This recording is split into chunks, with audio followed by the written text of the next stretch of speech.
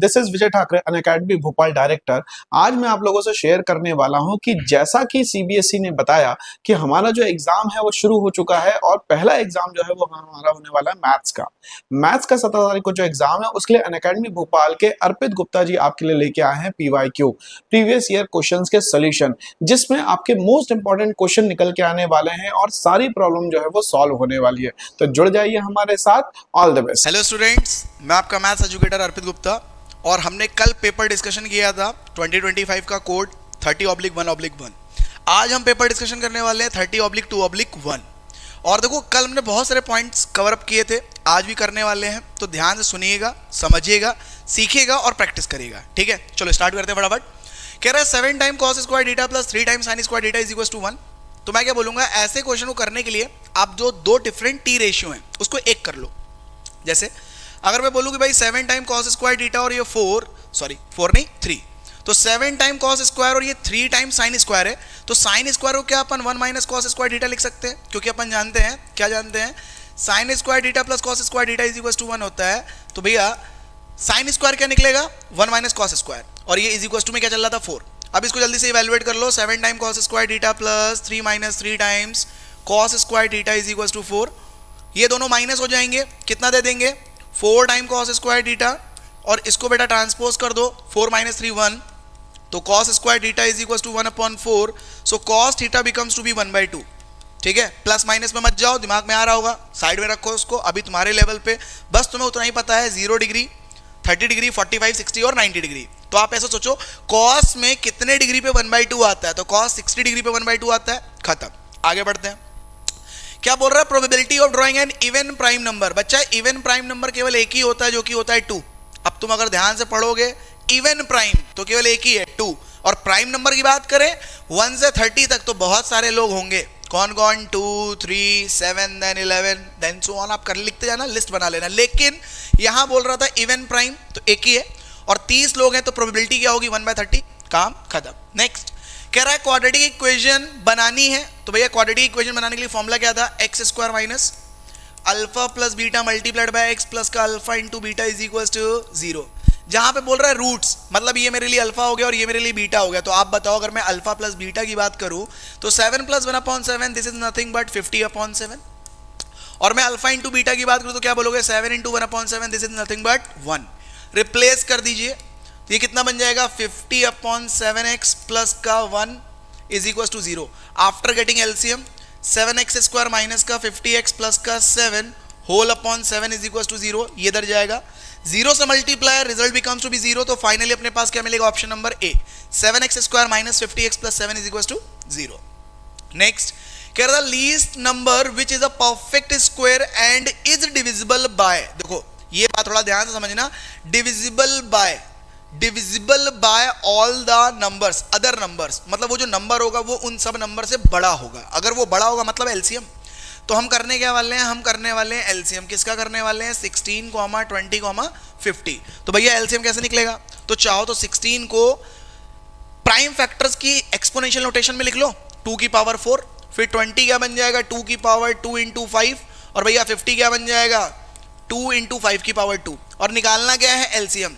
तो एलसीएम के केस में अगर तुम्हें याद हो तो मैंने क्या बोला था कल के लेक्चर में, एचसीएफ में common factor least power, LCM में all factors with the maximum power. तो देखो यहाँ 2 की मैक्सिमम पावर कितनी हो जाएगी, 4, और 5 की मैक्सिमम पावर 2। प्रोडक्ट कर लो, कितना आ जाएगा, 400। Sir 400 is a number which is divisible by 16, 20 and 50 and also a perfect square, but option की लिस्ट में नहीं है ना। तो एक काम करो, इसको जरा चेक करो, ये 400 × 3 है, बट ये परफेक्ट स्क्वायर नहीं, मतलब ये तो रॉन्ग, ये तो हो ही नहीं सकता। ये कितना है, 400 × 9, ये परफेक्ट स्क्वायर है, ये भी है, तो option number C is the right one. Check करना है तो कर लो, 400 × 6, ये परफेक्ट है बट ये नहीं है, that is the reason option number C right है, बाकी सब फॉल्स। आगे अगर आगे मैं चलूं तो मैं क्या बोलूंगा, the coordinates of the end points of a diameter of a circle. तो भैया एक सर्कल है ऐसा, और इस सर्कल के डायमीटर बना दो, तो अपन ने डायमीटर बना दिया, यहाँ कहीं बोल दिया सेंटर है, और डायमीटर के 2 पॉइंट दे दिए ए और बी। कोऑर्डिनेट्स क्या दिया गया है, 5, -2, और एक कोऑर्डिनेट क्या दिया गया है, 5, 2। तो हम क्या बोलेंगे, अगर ये हमारा सर्कल है और ए बी हमारा डायमीटर है और हमने उसके क्या दिए हैं, कोऑर्डिनेट्स दे दिए, हमसे पूछ क्या रहा है, हमसे पूछ रहा है लेंथ ऑफ द रेडियस। तो आप बताओ, अगर मैं डिस्टेंस फॉर्मूला यूज करूंगा तो ए बी सेगमेंट निकाल सकता हूं कैसे, with the formula x2 minus x1 whole square और फिर y2 minus y1 whole square. तो एक काम करता हूं, देखो फॉर्मूला लिखने की रिक्वायरमेंट है नहीं, रेफरेंस के लिए मैंने लिख दिया x1 y1 x2 y2। Formula क्या है, square root x1 minus x2 का होल स्क्वायर या x2 माइनस x1 का whole square plus y2 minus y1 का होल स्क्वायर। अब यूज क्या करना है, x1 x2 तो y1 y2, x2 x1 तो y2 y1, मतलब 1 2 1 2 2 1 2 1, जैसा भी यूज करना दोनों के लिए सेम। आंसर में दिक्कत नहीं आएगी, चाहो तो तुम इसी में एमसीक्यू में रफ कैलकुलेशन करके देख लो, 1 2 2 1 आंसर मैच होगा। ठीक, क्यों, a माइनस बी का whole square is equal to b minus a का होल स्क्वायर तुमने सीख रखा है। लेकिन मैं क्या बोल रहा हूं, अगर तुम यहां डिस्टेंस फॉर्मूला यूज करोगे तो क्या लिखोगे, 5 माइनस 5 का होल स्क्वायर और प्लस 2 और माइनस, ये माइनस है माइनस माइनस कर देगा प्लस 2 का होल स्क्वायर। सो फाइनली ये कितना बन गया, 0 का स्क्वायर 0 2 4 4 का स्क्वायर 16, तो 4 यूनिट्स क्या निकल के आया बच्चा, ए बी निकल के आया 4 यूनिट्स, जो कि क्या था डायमीटर। चाहिए क्या, रेडियस, तो रेडियस क्या होगी, हाफ, खत्म।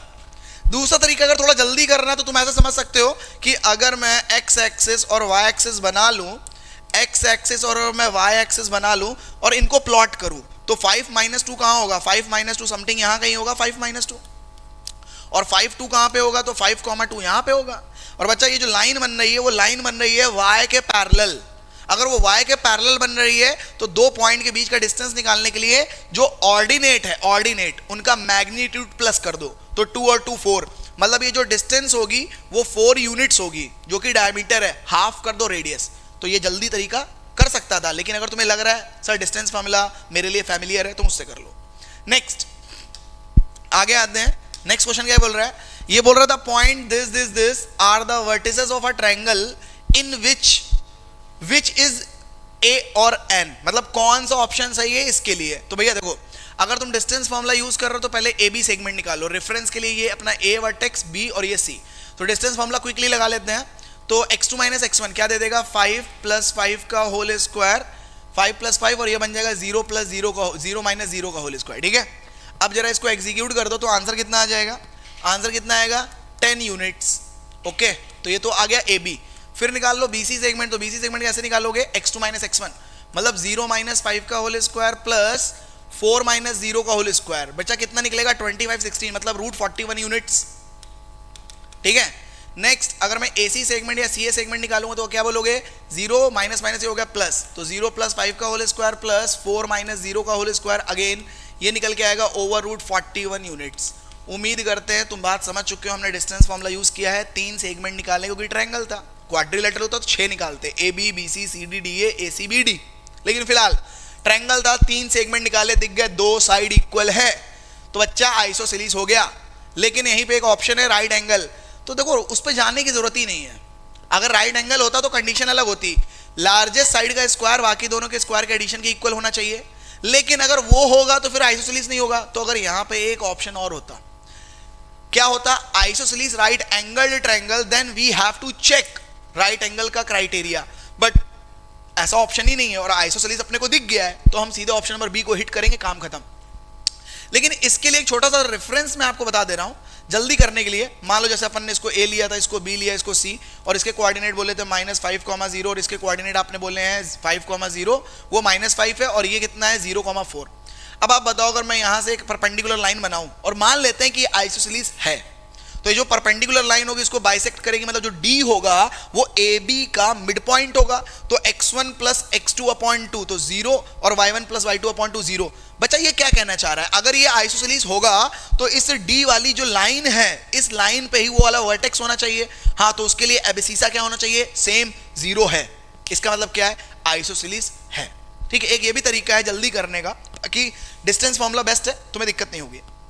ये क्या बोल रहा है, इन the given figure R S is a tangent, this one is a tangent, और क्या बोलना चाह रहा है, ये बोलना चाह रहा है कि to the circle at a point L, मतलब ये पॉइंट ऑफ कांटेक्ट हो गया।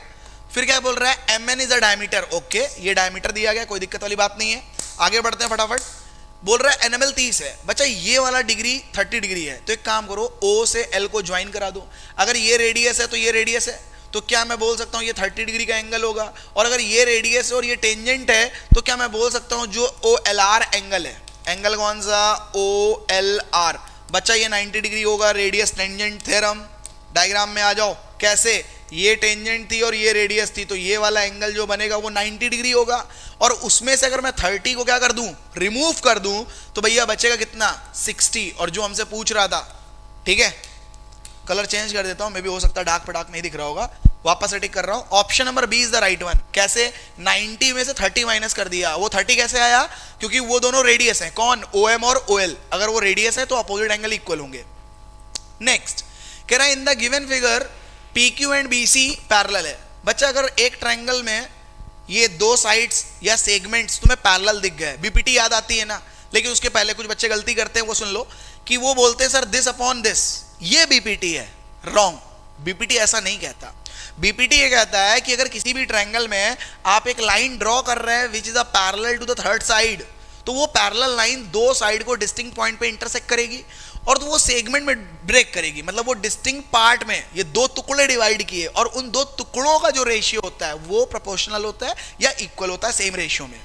लेकिन अगर तुम ऐसा बोलो दिस अपॉन कंप्लीट, तो बच्चा वो रॉन्ग है, वो BPT नहीं है। तो यहां देखो अपन क्या बोलने वाले हैं, ये रिलेशन पता है AP और BP, तो ठीक है, और AC दिया गया है पूरा और पूछा गया AQ को x ले लो, तो ये बन जाएगा 20.4 माइनस x। वो कितना बन जाएगा भाई, ये बन जाएगा 20.4 माइनस x, 20.4 माइनस x। अब तुम बोल सकते हो, देखो वैसे देखा जाए तो MCQ में लिखने की जरूरत नहीं है, लेकिन फिर भी बता दे रहा हूं, BPT लगेगी, और BPT लगेगी तो तुम क्या बोलोगे कि भाई AP अपॉन BP जो होगा वो इक्वल होगा AQ अपॉन QC। ठीक है, ये कितना दिया गया 4/13 और ये कितना है x upon 20.4 minus x। Cross multiply करा लो, ये बन जाएगा कितना, ये बनेगा आपके लिए 81.6 minus 4x is equal to 13x, कर दो ट्रांसपोज तो 17x इज इक्वल टू 81.6। ठीक है, so x becomes to be 81.6 upon 17।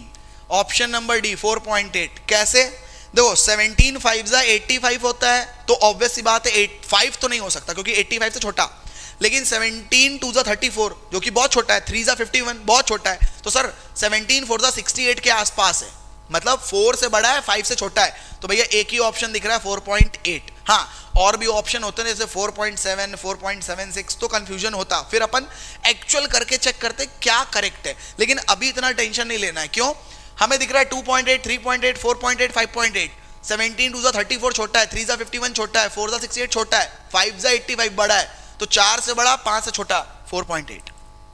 Next क्या बोल रहा है, हमें ढूंढना है कि इनमें से कौन सा स्टेटमेंट गलत स्टेटमेंट है। ठीक है, कह रहा है अगर दो फिगर कॉन्ग्रुएंट है तो वो ऑलवेज सिमिलर होंगे, ये तो ट्रू है, ये तो ट्रू है भाई। फिर वो बोल रहा है square and rhombus of the same area are always similar. वो बोल रहा है एक स्क्वायर एक रोम्बस दोनों का एरिया सेम है, तो क्या हमेशा सिमिलर होंगे। तो मैं तो बोलूंगा कि कुछ तो समझ नहीं पाए होंगे और कुछ समझ चुके होंगे, तो जो नहीं समझ पाए उनके पॉइंट ऑफ व्यू से आप इसको होल्ड पे छोड़ दो। ठीक है, वैसे ये फॉल्स है, मिल गया है, तो इसके लिए ऑप्शन यही सही है। लेकिन जिनको समझ में नहीं आया कि सर हम स्टेटमेंट नहीं समझ पा रहे हैं, तो सुनो, आप ये स्टेटमेंट नहीं समझ पा रहे हो, इसको छोड़ दो। अगला स्टेटमेंट कह रहा है इक्विलैटरल ट्रायंगल ऑलवेज सिमिलर होते हैं। हाँ, ये 2 सेंटीमीटर का है, वो 5 सेंटीमीटर का है, लेकिन एंगल तो सारे 60 है, ए रूल सिमिलर होगा, मतलब ये भी ट्रू है। फिर वो बोल रहा है कि similar triangle need not be congruent, मतलब सिमिलर होने के लिए कॉन्ग्रुएंट होना की जरूरत नहीं है, ऑब्वियस सी बात है, तो ये भी ट्रू है। तो बचा कौन, ऑप्शन नंबर बी, तो इसका राइट ऑप्शन बी है। तो जिनको समझ में नहीं आ रहा था ना स्टेटमेंट का मीनिंग, उनके लिए। अब इधर आ जाओ, कह रहा sum of the exponent of the prime factorisation of 4004। भैया अगर तुमने रेगुलर लेक्चर अच्छे से पढ़ा है या तुमने एनसीईआरटी अच्छे से सॉल्व की है, तो एक नंबर था जो कि बहुत फेमस था, मैंने सारे बच्चों को बोल रखा था इस नंबर का प्राइम फैक्टराइजेशन फीड कर लो, क्या होता है 7 11 और 13। चाहो तो करके देख लेना, ये आ जाएगा 143 और ये 13 और ये 1। तो अब आप बताओ अगर मैं इसका करूंगा तो कितना आएगा 2002 और 2 से करो 1001, तो 7 11 और 13। So 4004 can be written as 2 to the power 2 into 7 into 11 into 13। हमसे पूछ रहा है सम ऑफ द एक्सपोनेंट, तो 2 1 3 1 4 1 5, ऑप्शन नंबर ए। नेक्स्ट कह रहा है in a cricket match a batsman hits the boundary 7 times out of the 42 balls he plays the probability of not hitting boundary. इसकी probability चाहिए, तो देखो नीचे तो टोटल बॉल ही रहेंगी, लेकिन ऊपर वो कौन सी बॉल होंगी जिसमें उसने बाउंड्री हिट नहीं की, तो मैं क्या बोलूंगा 42 खेली, 7 बाउंड्री हिट की, तो कितनी बाउंड्री हिट नहीं की, तो तुम क्या बोलोगे 35 बॉल्स उसने बाउंड्री हिट नहीं करी with respect to 42, 7 5 and 7 6, so option number C is the right one, ठीक है। लेकिन अगर सब्जेक्टिव होता है ये 2 मार्क के लिए, तो तुम वहां फॉर्मूला जरूर लिखना, probability of an event is equals to favourable number of outcomes upon total number of outcomes. क्या बोल रहा है, in a large circular pizza is divided into 5 equal sector then the central angle of each sector. भैया पहले समझ लो sector क्या होता है। अगर ये सेंटर है और ये 2 कंसेक्यूटिव रेडिया हैं और करस्पॉन्डिंग आर्क, तो सेक्टर ये भी है और सेक्टर ये भी है, एक माइनर एक मेजर है। सेक्टर 2 के दोनों हैं, 2 के दोनों सेक्टर हैं, बस ये माइनर है और वो मेजर है। तो सेक्टर का फॉर्मूला क्या होता है, सेक्टर का फॉर्मूला क्या होता है, हम बोलेंगे सेक्टर का फॉर्मूला नहीं, सॉरी, सेक्टर क्या होता है, तो सेक्टर ये कहता है कि हम यहां पर 2 कंसेक्यूटिव रेडिया और करस्पॉन्डिंग आर्क की बात करते हैं, मतलब एरिया और a region between 2 consecutive radii and the corresponding arc is said to be sector. दोनों के दोनों सेक्टर है, यहां फॉर्मूला लगाने की जरूरत नहीं है। क्यों, पहले पढ़ तो ले, पूछा क्या गया है। हमसे ना एरिया पूछ रहा है ना कुछ, बस हमसे पूछ रहा है कि 5 इक्वल सेक्टर है, तो भाई कंप्लीट एंगल कितना होता है 360 डिग्री होता है ना। कंप्लीट जो सेंटर पे कंप्लीट एंगल बनेगा वो 360 बनेगा। उसने 5 इक्वल सेक्टर में डिवाइड किया, तो each angle should be 72 degree, काम खत्म। आगे आते हैं, ये क्या बोल रहा है sin 30 tan 45। भैया sin 30 कितना होता है 1/2, tan 45 1 होता है sec 60। देखो अगर तुम्हें cos 60 पता है जो कि क्या था 1/2, उसका उल्टा कर दो तो ये हो गया 2 अपॉन k, तो k की वैल्यू क्रॉस मल्टीप्लाई, k की वैल्यू 4, खत्म। देखो टेबल याद होनी चाहिए, नहीं तो रफ पेज पे पहले 15 मिनट का जो रीडिंग टाइम होगा टेबल बना लेना। अब ये क्या बोल रहा था, line represented by the equation. भैया अगर तुमने रेगुलर लेक्चर बहुत सीरियस होकर पढ़ा था ना, या तुमने अगर 50% भी फोकस लेके पढ़ा था, तो तुम ध्यान से समझ पा रहे होगे कि ये किसका है, ये ओरिजिन से पास करेगा। क्यों पास करेगा, अभी ये क्वेश्चन किया था ना जहां पे अपन ने y के पैरेलल लाइन पढ़ी थी या x के पैरेलल, तो देखो पहले समझ लो x के पैरेलल जो लाइन होती है, x के पैरेलल, तो वो x से सर्टेन डिस्टेंस पे होगी, मतलब y कांस्टेंट होगा। y के पैरेलल होगी मतलब y से डिस्टेंस होगी, मतलब वो x कांस्टेंट होगा। अब मैंने क्यों बोला ये ओरिजिन से जाएगी, तो सुनो, अगर मैं एक लाइन यहां से ओरिजिन से पास कर दे रहा हूं, तो this is nothing but x is equal to y लिखा हुआ है। सोचो ना, x को 0 रखने पे y 0, तो ओरिजिन से पास हो रही है कि नहीं। तो रेगुलर लेक्चर ध्यान से पढ़ा करो, इसीलिए बोल रहा हूं। और ये वाला ऑप्शन क्यों नहीं हो सकता, अरे बेटा अगर यहां पर मैं 1 रखता तो ये ट्रू था। क्यों ट्रू था, 3 - 2 1 होता है, दैट्स द रीजन ये लाइन ओरिजिन से पास होगी, काम खत्म। नेक्स्ट कह रहा है 10th टर्म निकालना है, तो भैया 10th टर्म क्या होगा, तो पहले बेसिकली तुम्हें nth टर्म का फॉर्मूला पता होना चाहिए, a plus n minus 1 into D. तो भैया 10th टर्म का फॉर्मूला क्या बन जाएगा, a प्लस 9d। तो a क्या है, a अपने लिए हो गया 5, d क्या है, तो भैया कॉमन डिफरेंस कैसे निकालते हैं, a2 माइनस a1, तो ये कितना है 19/4 माइनस 5, तो भैया 20, तो ये माइनस का 1/4। इंटरेस्टिंग बात यहां पे है, ध्यान से सुनना, बहुत सारे बच्चे क्या सोचते हैं इसको ऐसे लिख दो और उसको इवैल्यूएट कर दो, गलत। बच्चा d जो है ना वो तुम्हारे लिए नेगेटिव आया है, तो तुम्हें यहाँ ब्रैकेट मार्क करना होगा। क्यों, ये बोलता है कि 9d मतलब 9 times of d multiplied by 9। अभी जरा इसको इवैल्यूएट कर लो, तो 20 minus 9/4 11/4 is the answer, option number A. Next question क्या बोल रहा है, कह रहा है if -4 is a zero of a polynomial then find the value of unknown person. कौन है अननोन पर्सन है, k। अब आप बताओ, अगर ये जीरो ऑफ अ पॉलिनोमियल है तो क्या मैं ऐसा बोल दूं कि x की जगह पे -4 रखूंगा तो रिजल्ट कितना आएगा, 0 आएगा।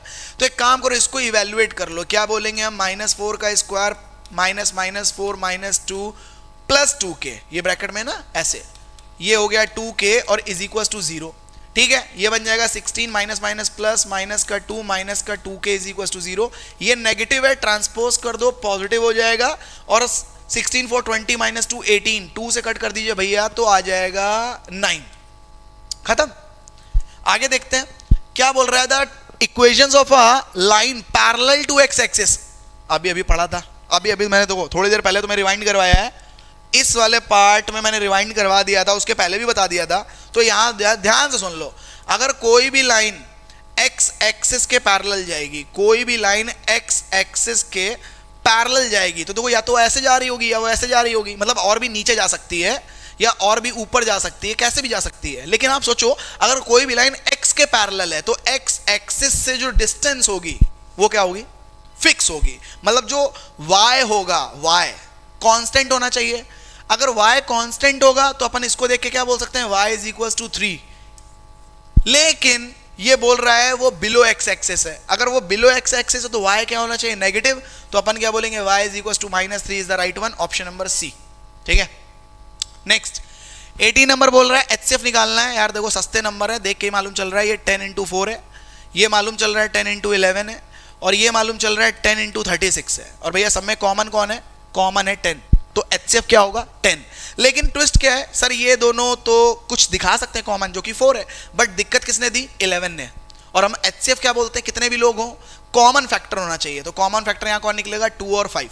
ठीक है, बाकी देखो तुम्हें अगर प्राइम फैक्टराइजेशन करके ही करना है तो तुम वैसे कर लो, नंबर आसान थे तो मेरे को लगा तो मैंने इसको ब्रेक कर दिया।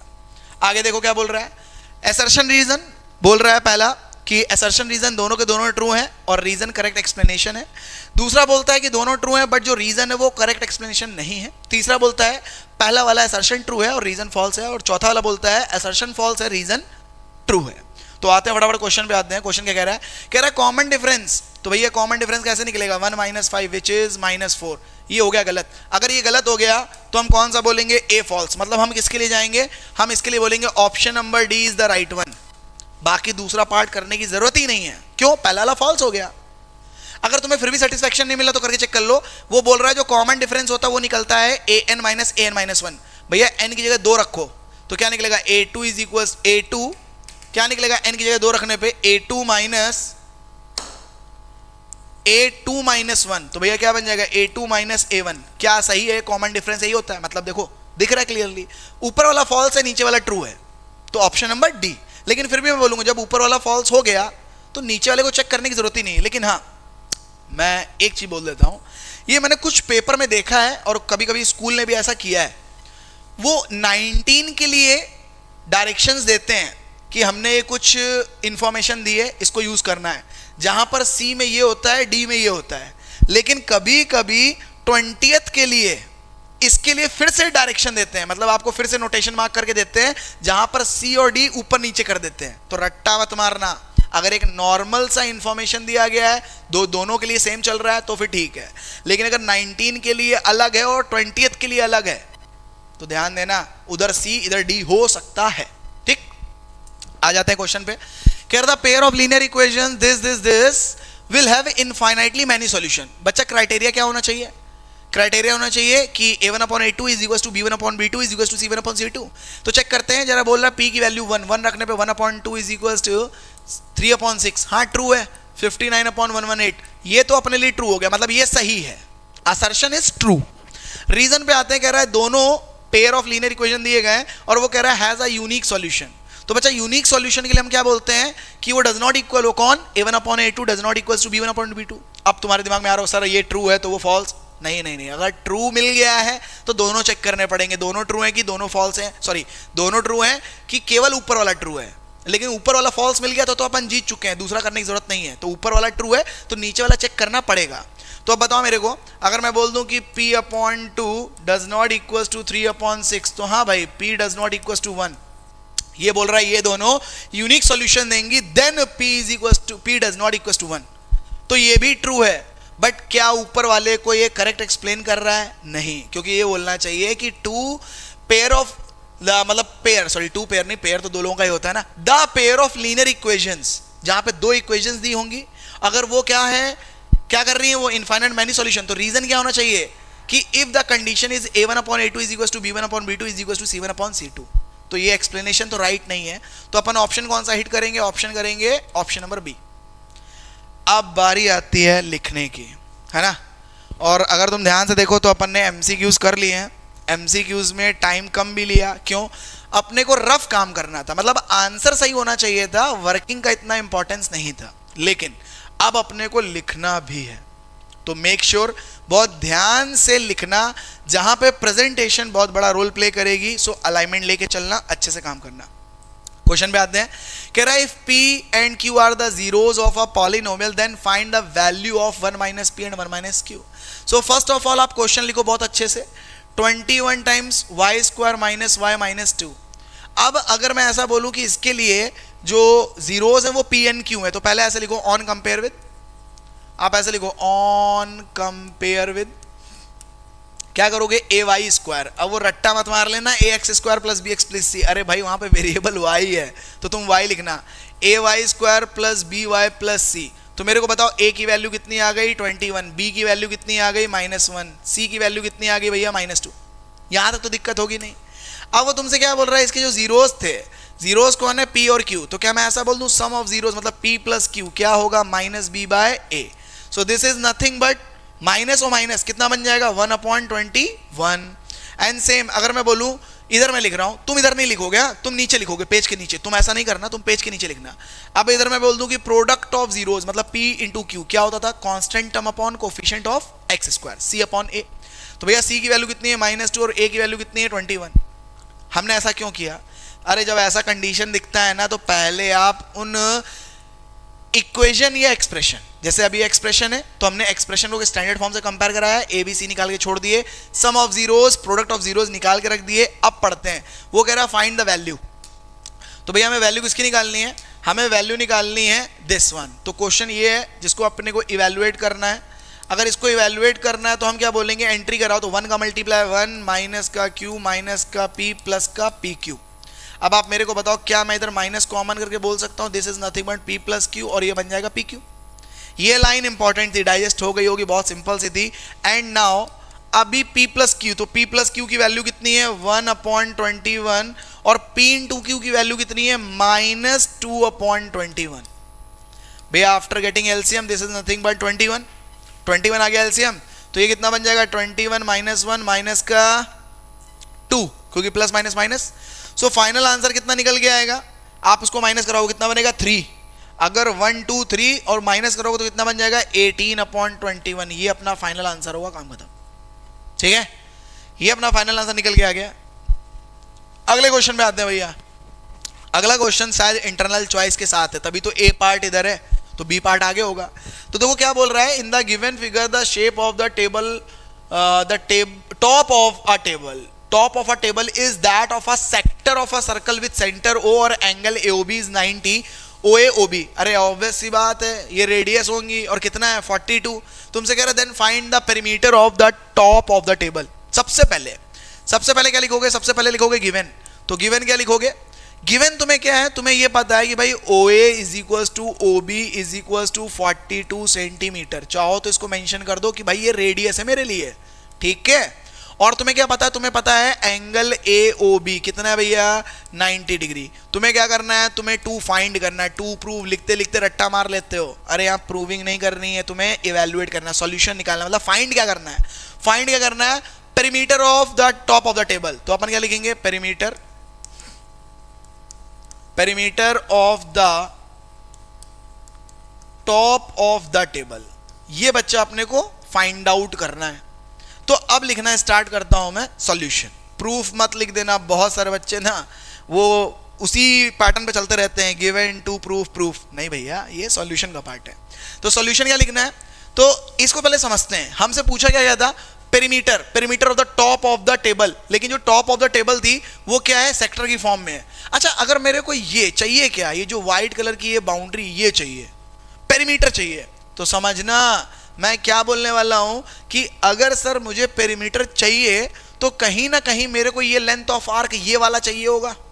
अगर ये लेंथ ऑफ आर्क चाहिए तो उसकी रिस्पेक्ट में मेरे को ये वाला एंगल चाहिए होगा, करेक्ट। क्योंकि लेंथ ऑफ आर्क ये है जिसने सेंटर पे एंगल ये सबटेंड किया है, जिसने सेंटर पे ये एंगल सबटेंड किया है, तो हम क्या बोलेंगे, अगर ये लेंथ ऑफ आर्क ये चाहिए तो एंगल ये होना चाहिए, करेक्ट। तो सबसे पहले यहीं से स्टार्ट करेंगे। अपन क्या बोलने वाले हैं कि जो एंगल कौन सा, रिफ्लेक्स ऑफ, ऐसे लिख देंगे रिफ्लेक्स एंगल AOB कितना बोलोगे, तुम बोलोगे 360 degree minus 90 degree which is equal to 270 degree. अब लिख दो जो चाहिए था तुम्हें, क्या चाहिए था, तुम्हें चाहिए था perimeter of the top of the table. तो अपन इसके लिए क्या लिखेंगे, हम बोलेंगे लेंथ ऑफ आर्क, क्या बोलेंगे, length of arc plus 2 times radius. समझ लो ऐसा क्यों, अरे ये हमें कर्व वाला पार्ट चाहिए होगा जो कि बाउंड्री सर्कमफेरेंस का पार्ट है वो चाहिए, और ये तभी तो वो पूरा क्लोज हुआ। अब बताओ लेंथ ऑफ आर्क का फॉर्मूला क्या होता था, तो भैया लेंथ ऑफ आर्क का फॉर्मूला होता था थीटा अपॉन 360 2 पाई आर और ये बनेगा ट्वाइस ऑफ आर। अब जल्दी से इवैल्यूएट कर लो, थीटा अपॉन 360, तो भैया थीटा कितना है, ये हो गया 270 upon 360 multiply by 2 multiplied by 22/7 multiplied by 42, radius 42 था, प्लस 2 इंटू 42। तो हमने क्या बोला, अभी इसको फर्दर इवैल्यूएट करना है। एक काम करेंगे, इसको थोड़ा सा छोटा कर देंगे।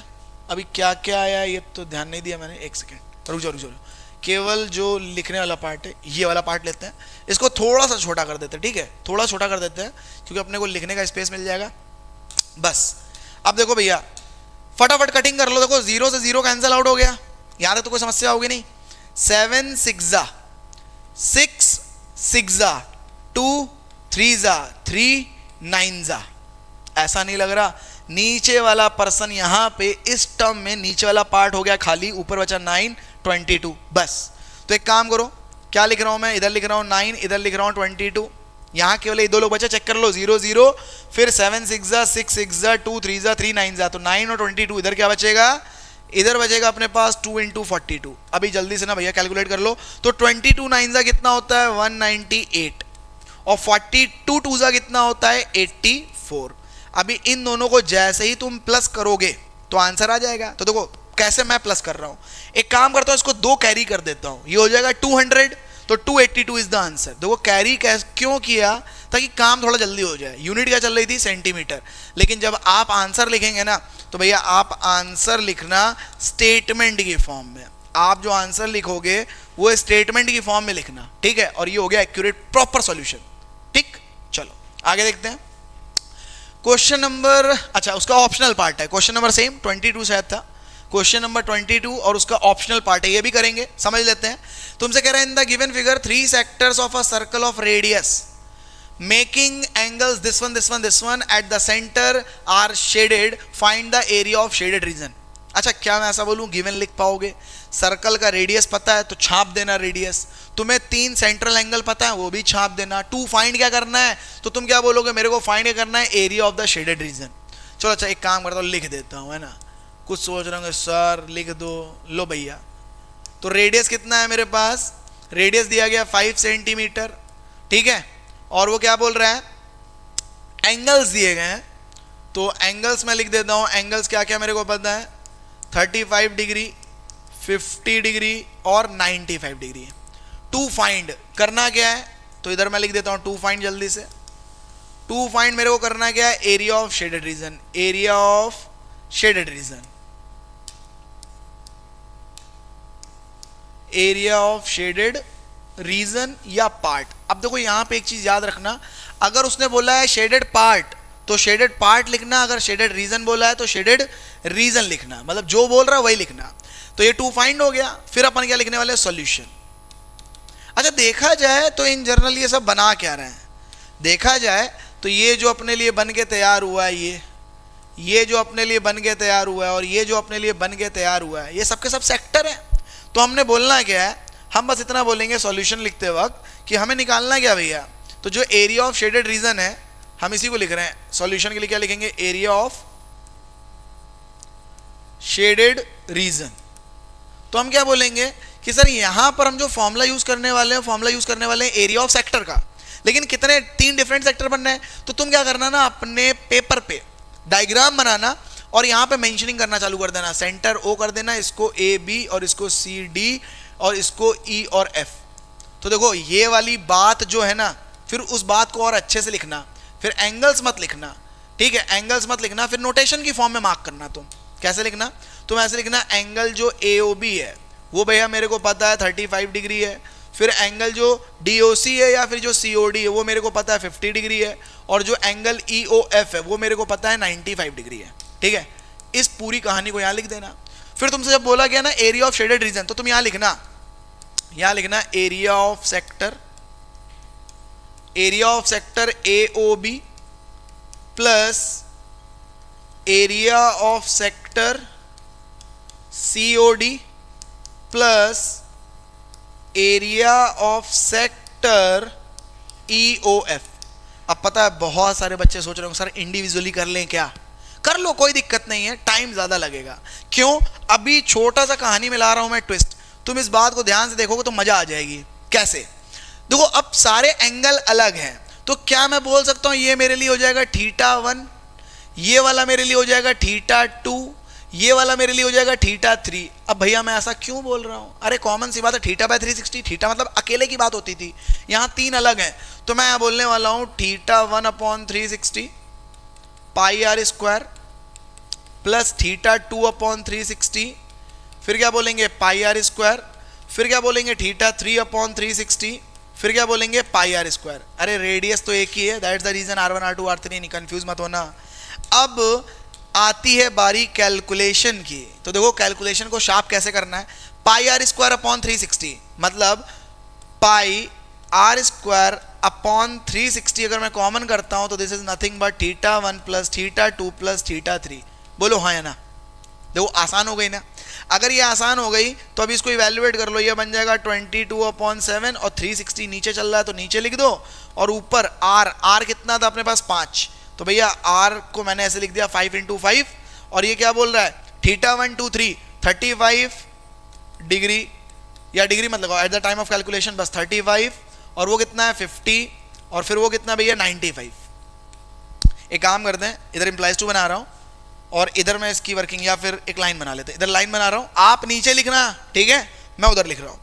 तो देखो कटिंग भी कर लेते हैं पैरेलली, छोटी सी कटिंग भी कर लेते हैं। कटिंग देखो कैसे कर रहा हूं मैं, बहुत सिंपल सा, 2 5 10 और यहां बचा 11, ठीक है, 2 5 10 देते हैं, तो 2 5 10 बचा 11, 11 5 7 36। तो भैया देखो ये मैंने क्या लिख रहा है, 11 और 5 ऊपर बचे, नीचे बचा है 7 और 36।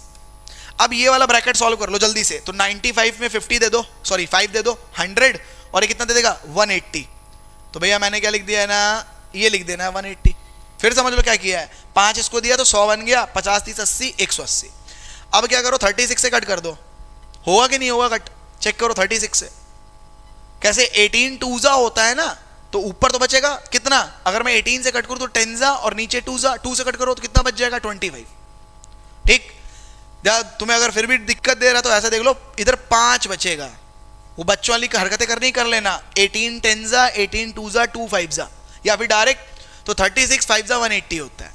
अब क्या बचा सर, अपने पास 11 5 5, तो 25 और 11 कितना होता है 275 अपॉन 7, 5 5 25 25 इंटू 11 कितना बन जाएगा 275 अपॉन 7।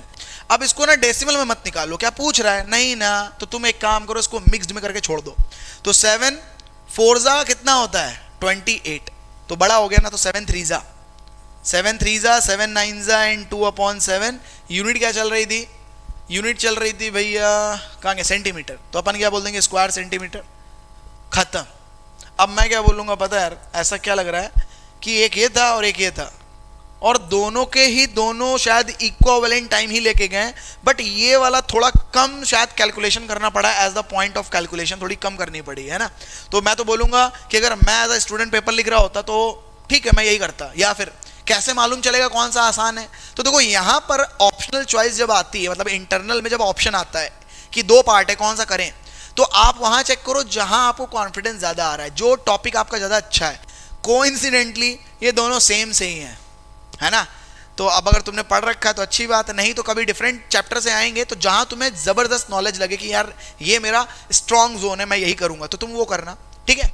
चलो, लेकिन मैंने दोनों करा दिए।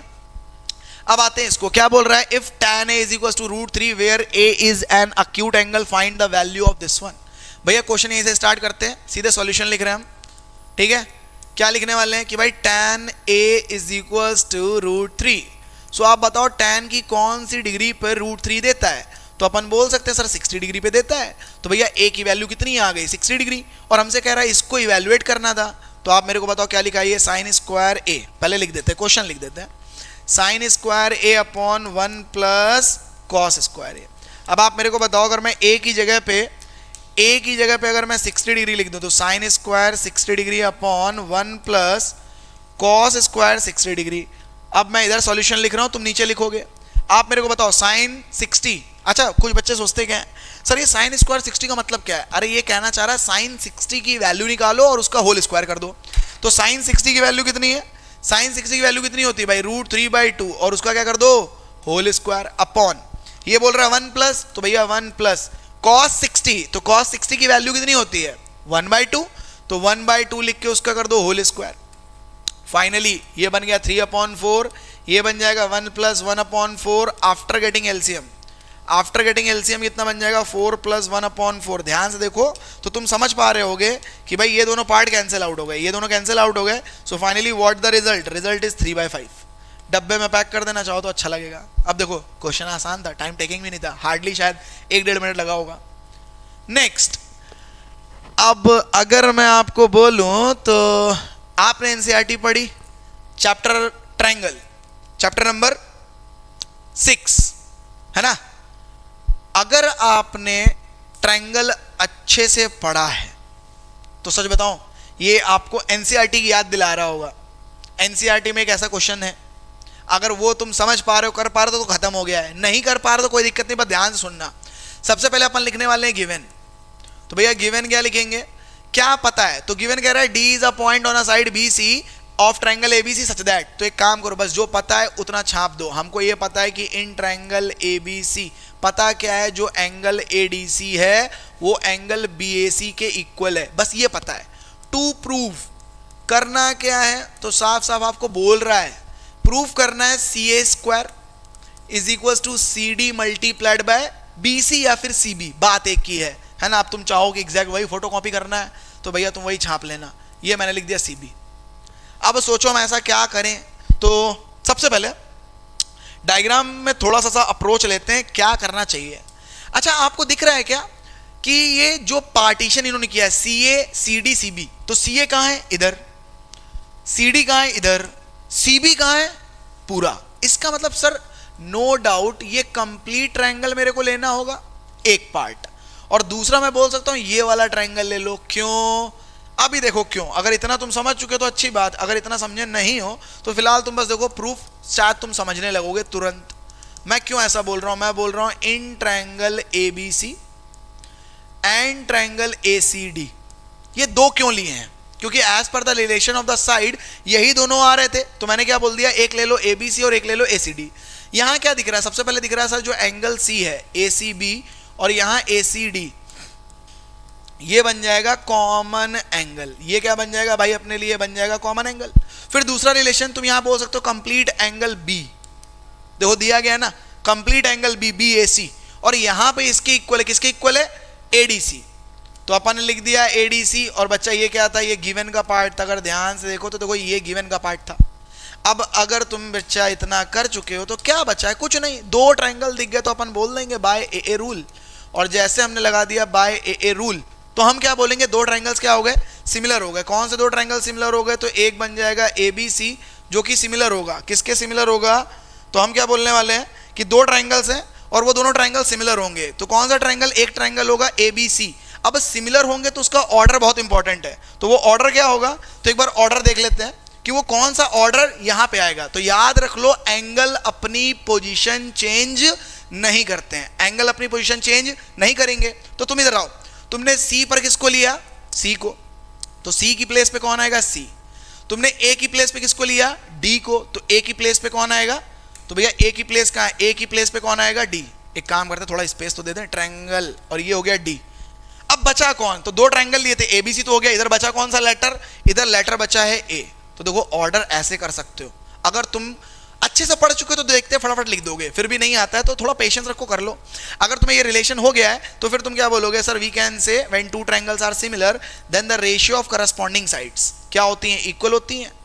तो रेशियो उनका इक्वल हो जाएगा। तो देखो मैंने इधर लिख दिया, क्या कर दिया, रेशियो कैसे लिखा है, पहले दो लेटर, आखिरी दो, पहला आखिरी, ठीक है।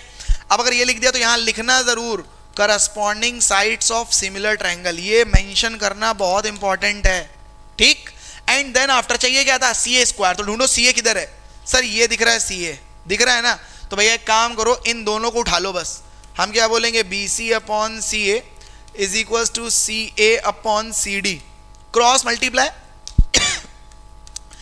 मल्टीप्लाई कराइए, this is C A square और ये बनेगा सी डी, और एज पर द रिक्वायरमेंट वो क्या चल रहा था, सी बी। लिख दोगे तुम बी सी, वो सही है, गलत नहीं है, बट तुम्हारे दिमाग में चलो ना सेम लिखना है, तो भैया तुम सेम लिख दो, सेम बन जाएगा और यहाँ बन जाएगा हेंस प्रूव्ड। अब मैं वापस से बोलूंगा, अगर आपने NCERT अच्छे से सॉल्व करी तो ये उसी का क्वेश्चन है, ठीक है। चलो आगे देखते हैं फटाफट, आगे क्या बोल रहा है भैया। लो, इसमें भी ऑप्शनल है, मतलब इसमें भी इंटरनल चॉइस।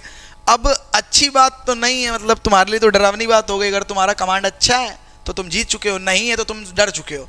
सर ये भी उसी चैप्टर से और ये भी उसी चैप्टर से, कोई दिक्कत नहीं यार, तुम अच्छे से बस ध्यान से सुनो कहानी, मैं एक्सप्लेन कर रहा हूँ।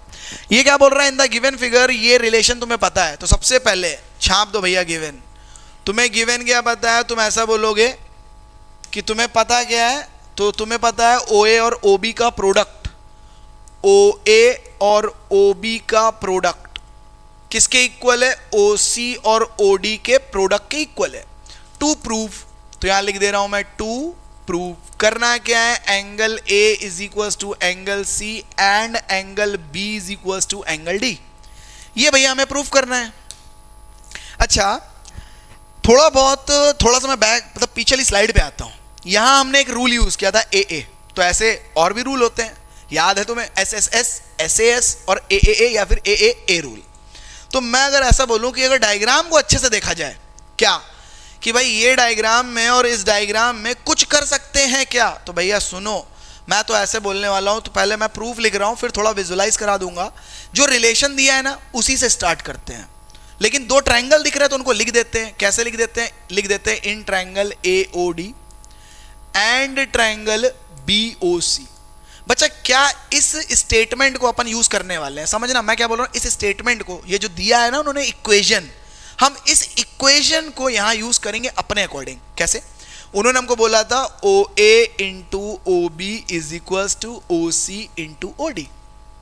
क्या दिख रहा है सर, यहां OA है और यहां OB है और यहां OD है और यहां OC है। सर कुछ ऐसा कर दें क्या, कुछ ऐसा कर दें कि हम इसको इधर नीचे फेंक दें और इसको इधर नीचे फेंक दें, कर सकते हैं ना भाई। मतलब मैं लिखने जा रहा हूं OA upon OC is equal to OD upon OB, लिख सकते हैं, चाहो तो ऐसे देख लो। अब अगर मैं क्रॉस मल्टीप्लाई करूंगा तो वापस से ऊपर पहुंच जाऊंगा। तो ये क्यों किया, अपनी जरूरत के अनुसार। और ये क्या था भैया, ये था गिवन। और यहीं पे मैं बोल सकता हूं कि इस ट्रायंगल में AOD और इस ट्रायंगल में BOC, ये क्या दे रहा है, वर्टिकली ऑपोजिट एंगल। अब जरा डायग्राम में देखो, कुछ सेकंड्स के लिए बस देख लो, OA OC दे रहा है, मतलब ये साइड, तो इसकी साइड कौन सी ली हमने, OA, और उसकी साइड कौन सी ली है, OC। इसकी क्या ली है, OD, और इसकी क्या ली है, OB। मतलब हमने ये वाली साइड, ये वाली साइड और ये वाला एंगल लिया है। तो क्या मैं ऐसा बोल सकता हूं, by SAS rule, by SAS rule.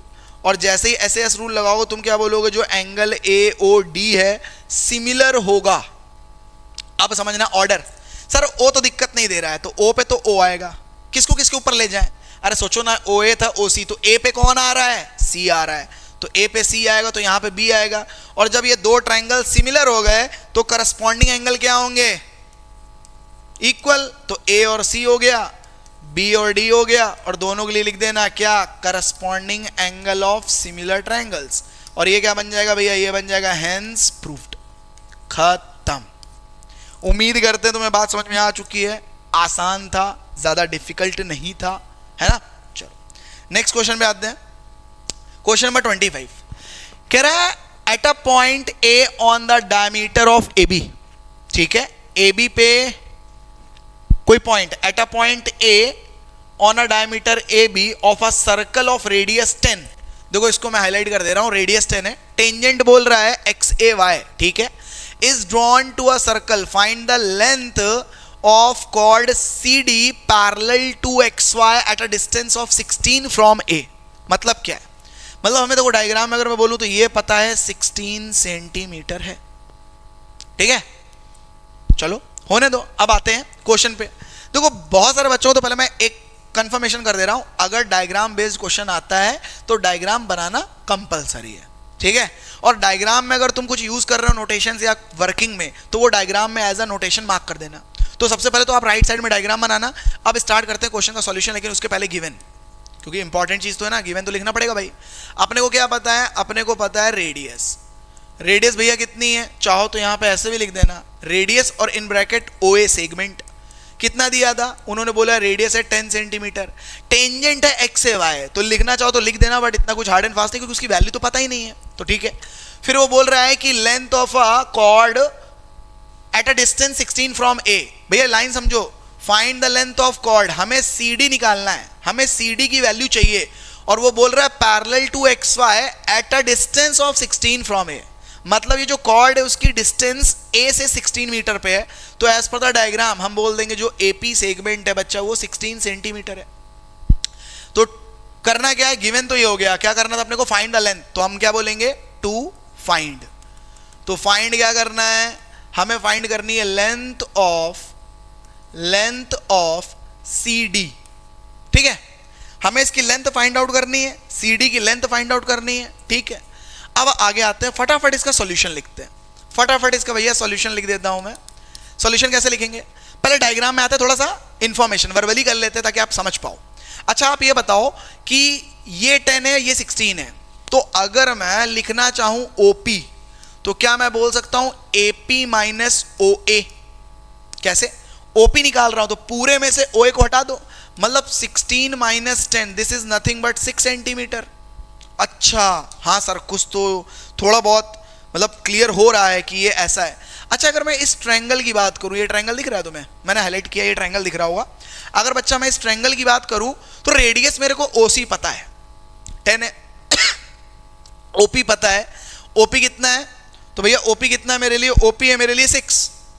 अगर OP मेरे लिए 6 है और रेडियस पता है, पाइथागोरस लग जाएगी, लेकिन शर्त है पाइथागोरस तो तभी लगेगी जब 90 डिग्री हो। दिख रहा है क्या, नहीं, इसीलिए पता है ये लाइन बोली गई थी CD parallel to X Y, तो भैया चाहो तो इसको हेड ऑन कर लेना यार, है ना, रह गया ये CD parallel to X Y, ये बोला गया है CD पैरेलल है किसके, XY के पैरेलल है। तो अब कहानी यहां से स्टार्ट करने वाला हूं मैं कि अगर CD XY के पैरेलल है तो उसके पहले कहानी लिख देता हूं। क्या मैं ऐसा बोलूंगा कि OA क्या होगा, परपेंडिकुलर होगा XAY पे, ठीक है, OA जो होगा वो परपेंडिकुलर हो, क्यों, radius is perpendicular to tangent at the point of contact. तो यहां पे लिख देना, यहां का स्टेटमेंट आएगा, तो रेडियस टेंजेंट थ्योरम चाहो तो लिख देना, या पूरा स्टेटमेंट लिख दोगे तो और अच्छी बात है। तो मैंने क्या लिख देना है, रेडियस टेंजेंट थ्योरम, कि रेडियस जो होगी वो टेंजेंट पे परपेंडिकुलर होगी।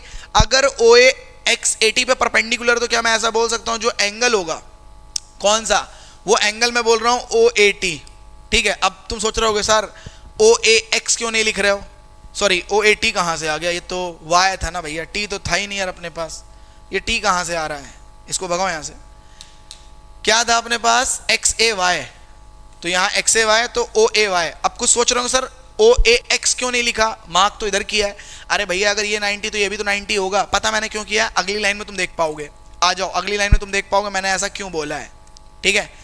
अब अगली लाइन में क्या लिख रहा हूं, मैं ऐसा बोल रहा हूं कि वी नो दैट कि CD जो था वो पैरेलल था XY के, एंड व्हाट कैन वी से कि सर जो PA है, PA इज अ ट्रांसवर्सल। अगर PA ट्रांसवर्सल है तो बच्चा क्या मैं ऐसा बोल सकता हूं कि जो एंगल होगा CPO, ठीक है, या CPA, तुम्हारा जो मन करे लिख लेना, CPO जो होगा वो मेरे लिए इक्वल होगा OAY के, जो कि कितना होगा 90 डिग्री। रीजन क्या होगा, ऑल्टरनेट इंटीरियर एंगल्स। सर जिसकी जरूरत थी वो रिक्वायरमेंट फुलफिल हो गई, ये 90 आ गया, और बच्चा जैसे ही ये 90 आ गया ना, अब तुम्हारा काम आसान हो चुका है। कैसे, तुम बोलोगे इन ट्रायंगल CPO, क्या बोल दोगे, एंगल CPO जो है वो बच्चा 90 डिग्री है, so by using Pythagoras theorem, by using Pythagoras theorem. तुम पाइथागोरस थ्योरम कैसे एग्जीक्यूट करोगे, तुम बोलोगे सर जो OC का स्क्वायर होगा वो OP का स्क्वायर होगा प्लस CP का स्क्वायर होगा। तो OC की वैल्यू कितनी है, तो OC देखो अपने लिए रेडियस है, ये लिखा हुआ था रेडियस, चाहो तो तुम्हें आगे भी मार्क कर देंगे। इसकी वैल्यू कितनी है 10 का स्क्वायर, OP कितना है, तो OP अपन निकाल चुके हैं 6 का स्क्वायर, CP पता नहीं तो CP को छोड़ दो, CP स्क्वायर। तो मैं क्या बोलूंगा, CP square becomes to be 100 minus 36 which is 64, so CP becomes to be 8 centimetre. ये निकल के आ गया, CP कितना आ गया 8 सेंटीमीटर। फिर एक स्टेटमेंट छापेंगे, अगर तुम्हें याद आ रहा हो तो स्टेटमेंट क्या होता था, perpendicular from centre of a circle, perpendicular perpendicular from centre of a circle to the chord will bisect the chord, will bisect the chord। तो बच्चा अगर तुम्हें ये याद आ रहा है तो क्या मैं बोल सकता हूं अपने को निकालना था CD which is nothing but twice of CP। सो बच्चा 2 into 8 कितना बन जाएगा 16 सेंटीमीटर। अगेन तुम जब आंसर लिखोगे तो प्रॉपर स्टेटमेंट की फॉर्म में लिखना, और तुम ऐसे ऐसे मत लिखना, तुम पेज के नीचे लिखना, ठीक है। चलो नेक्स्ट क्वेश्चन पे आते हैं भैया। नेक्स्ट क्वेश्चन क्या कह रहा है? कह रहा है prove that the parallelogram circumscribing a circle is a rhombus. NCERT का क्वेश्चन है, और अगर तुमने एनसीईआरटी अच्छे से करी है तो तुम शायद इस क्वेश्चन को जानते हो। और ये question if I am not wrong ये क्वेश्चन नंबर 10 है एनसीईआरटी का, और एक ही एक्सरसाइज है। तो आप देखो कह रहा है parallelogram circumscribing a circle is a rhombus. तो एक काम करते हैं अभी बना लेते हैं पहले सर्कल, एक अच्छा सा सर्कल बना लेते हैं। एक अच्छा सा सर्कल बना लो पहले भैया, ये बना दिया और इसको यहाँ ले चलते हैं। और वो बोल रहा है पैरेललोग्राम है, तो अपने को पैरेललोग्राम भी बनाना पड़ेगा। तो with the help of tool यहाँ पे कुछ लाइनें बना लेते हैं। तो पहले तो लाइन दिखनी चाहिए अपने को अब दिख रही है। पैरेललोग्राम है तो पैरेललोग्राम बना लो फटाफट। और पैरेललोग्राम क्या बोल रहा है? सर्कमस्क्राइबिंग है ना, ये बात समझना। पैरेललोग्राम क्या बोल रहा है? पैरेललोग्राम सर्कमस्क्राइबिंग है। तो अगर कहाँ गया ये? गायब हो गया क्या? रुक जाओ भाई, दोबारा से क्या क्या आएगा देखते। अच्छा हाँ ठीक है, चलो। तो यहां से मैंने एक लाइन ये बना दी, फिर दूसरी लाइन सेगमेंट बना रहे हैं, और वो पैरेललोग्राम बोल रहा है। तो इस बात को थोड़ा ध्यान रखेंगे कि पैरेललोग्राम जैसा दिखना भी चाहिए, ठीक है। या नहीं भी दिख रहा है तो अभी तुम बोल देना, लिख देना कि पैरेललोग्राम, मतलब फिर वो पैरेललोग्राम हो गया। अब ये लाइन यहां से पैरेलल दिखानी पड़ेगी, मतलब ये कुछ यहां से दिखनी चाहिए, कुछ ऐसे, है ना। उसको और क्लोज कर देते हैं तो थोड़ा बहुत पैरेललोग्राम दिख जाएगा। दिख रहा है क्या? थोड़ा बहुत तो दिख रहा है पैरेललोग्राम, है ना। थोड़ा इधर करेंगे और इसको थोड़ा नीचे करते हैं। अब वो ड्राइंग के ऊपर जाएंगे तो अपना टाइम लग जाएगा, बस और कुछ नहीं है। ये लाइनें पैरेलल दिख रही हैं क्या?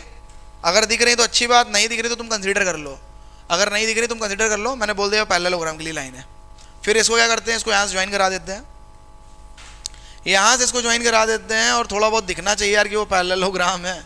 तो मैं थोड़ी सी बस कोशिश कर रहा हूँ कि वो पैरेलल टाइप का बस दिख जाए, है ना, विजुअलाइजेशन थोड़ा ओके हो जाए बस। चलो ये अपन ने बोल दिया कि ABCD पैरेललोग्राम है जो कि सर्कमस्क्राइब कर रहा है सर्कल को। सर्कमस्क्राइब कर रहा है सर्कल को मतलब जो सर्कल होगा ना वो पैरेललोग्राम की साइड्स को टच करेगा। तो सबसे पहले गिवन, जल्दी से लिखते हैं भैया।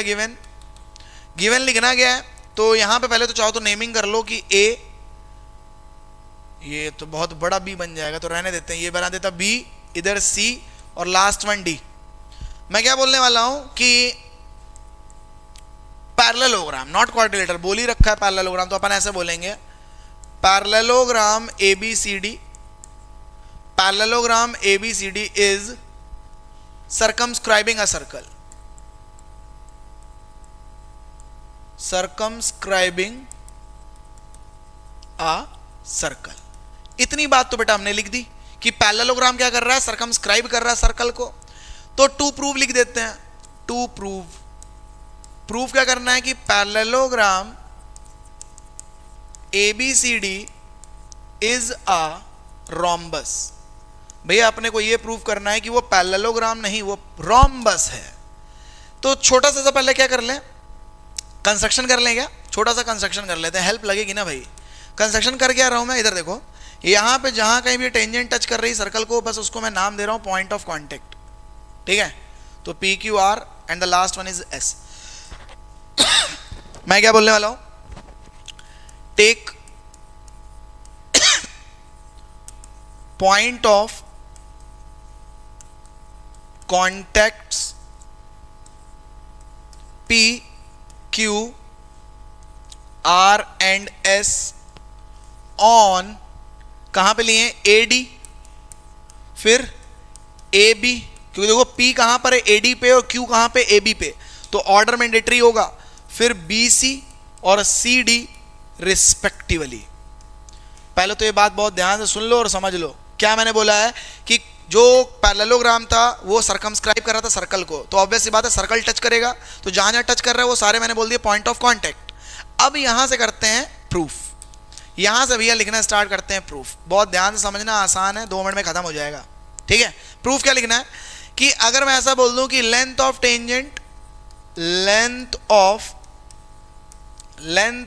Tangents from the same external point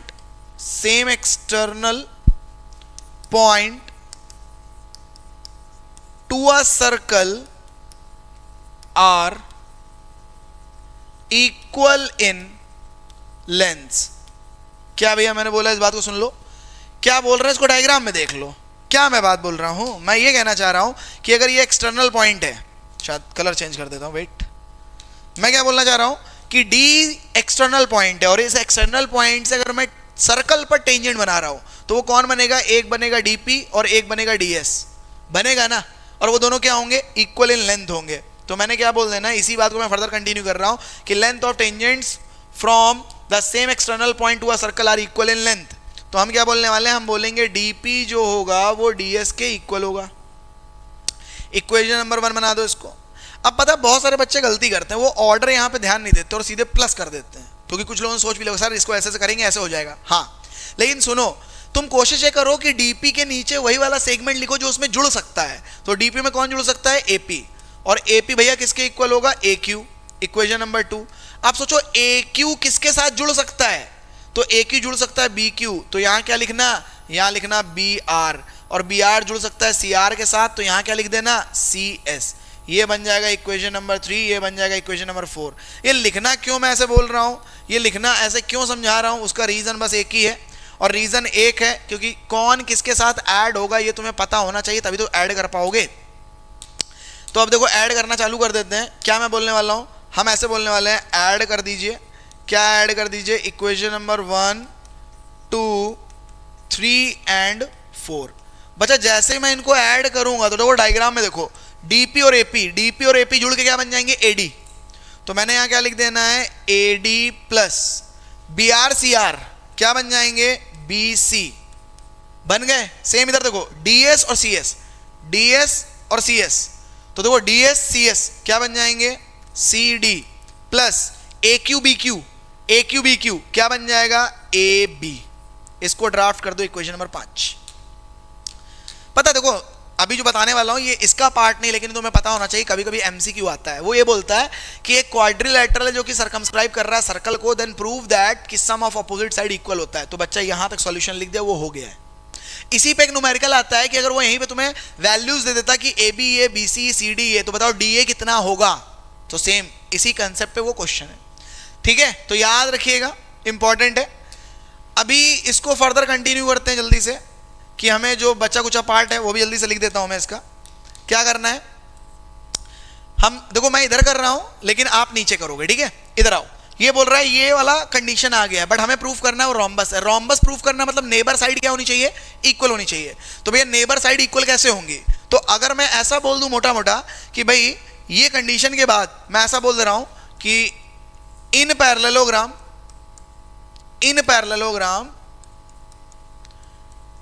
parallelogram ABCD क्या बोलेंगे, AB is equals to CD और BC is equals to AD। Reason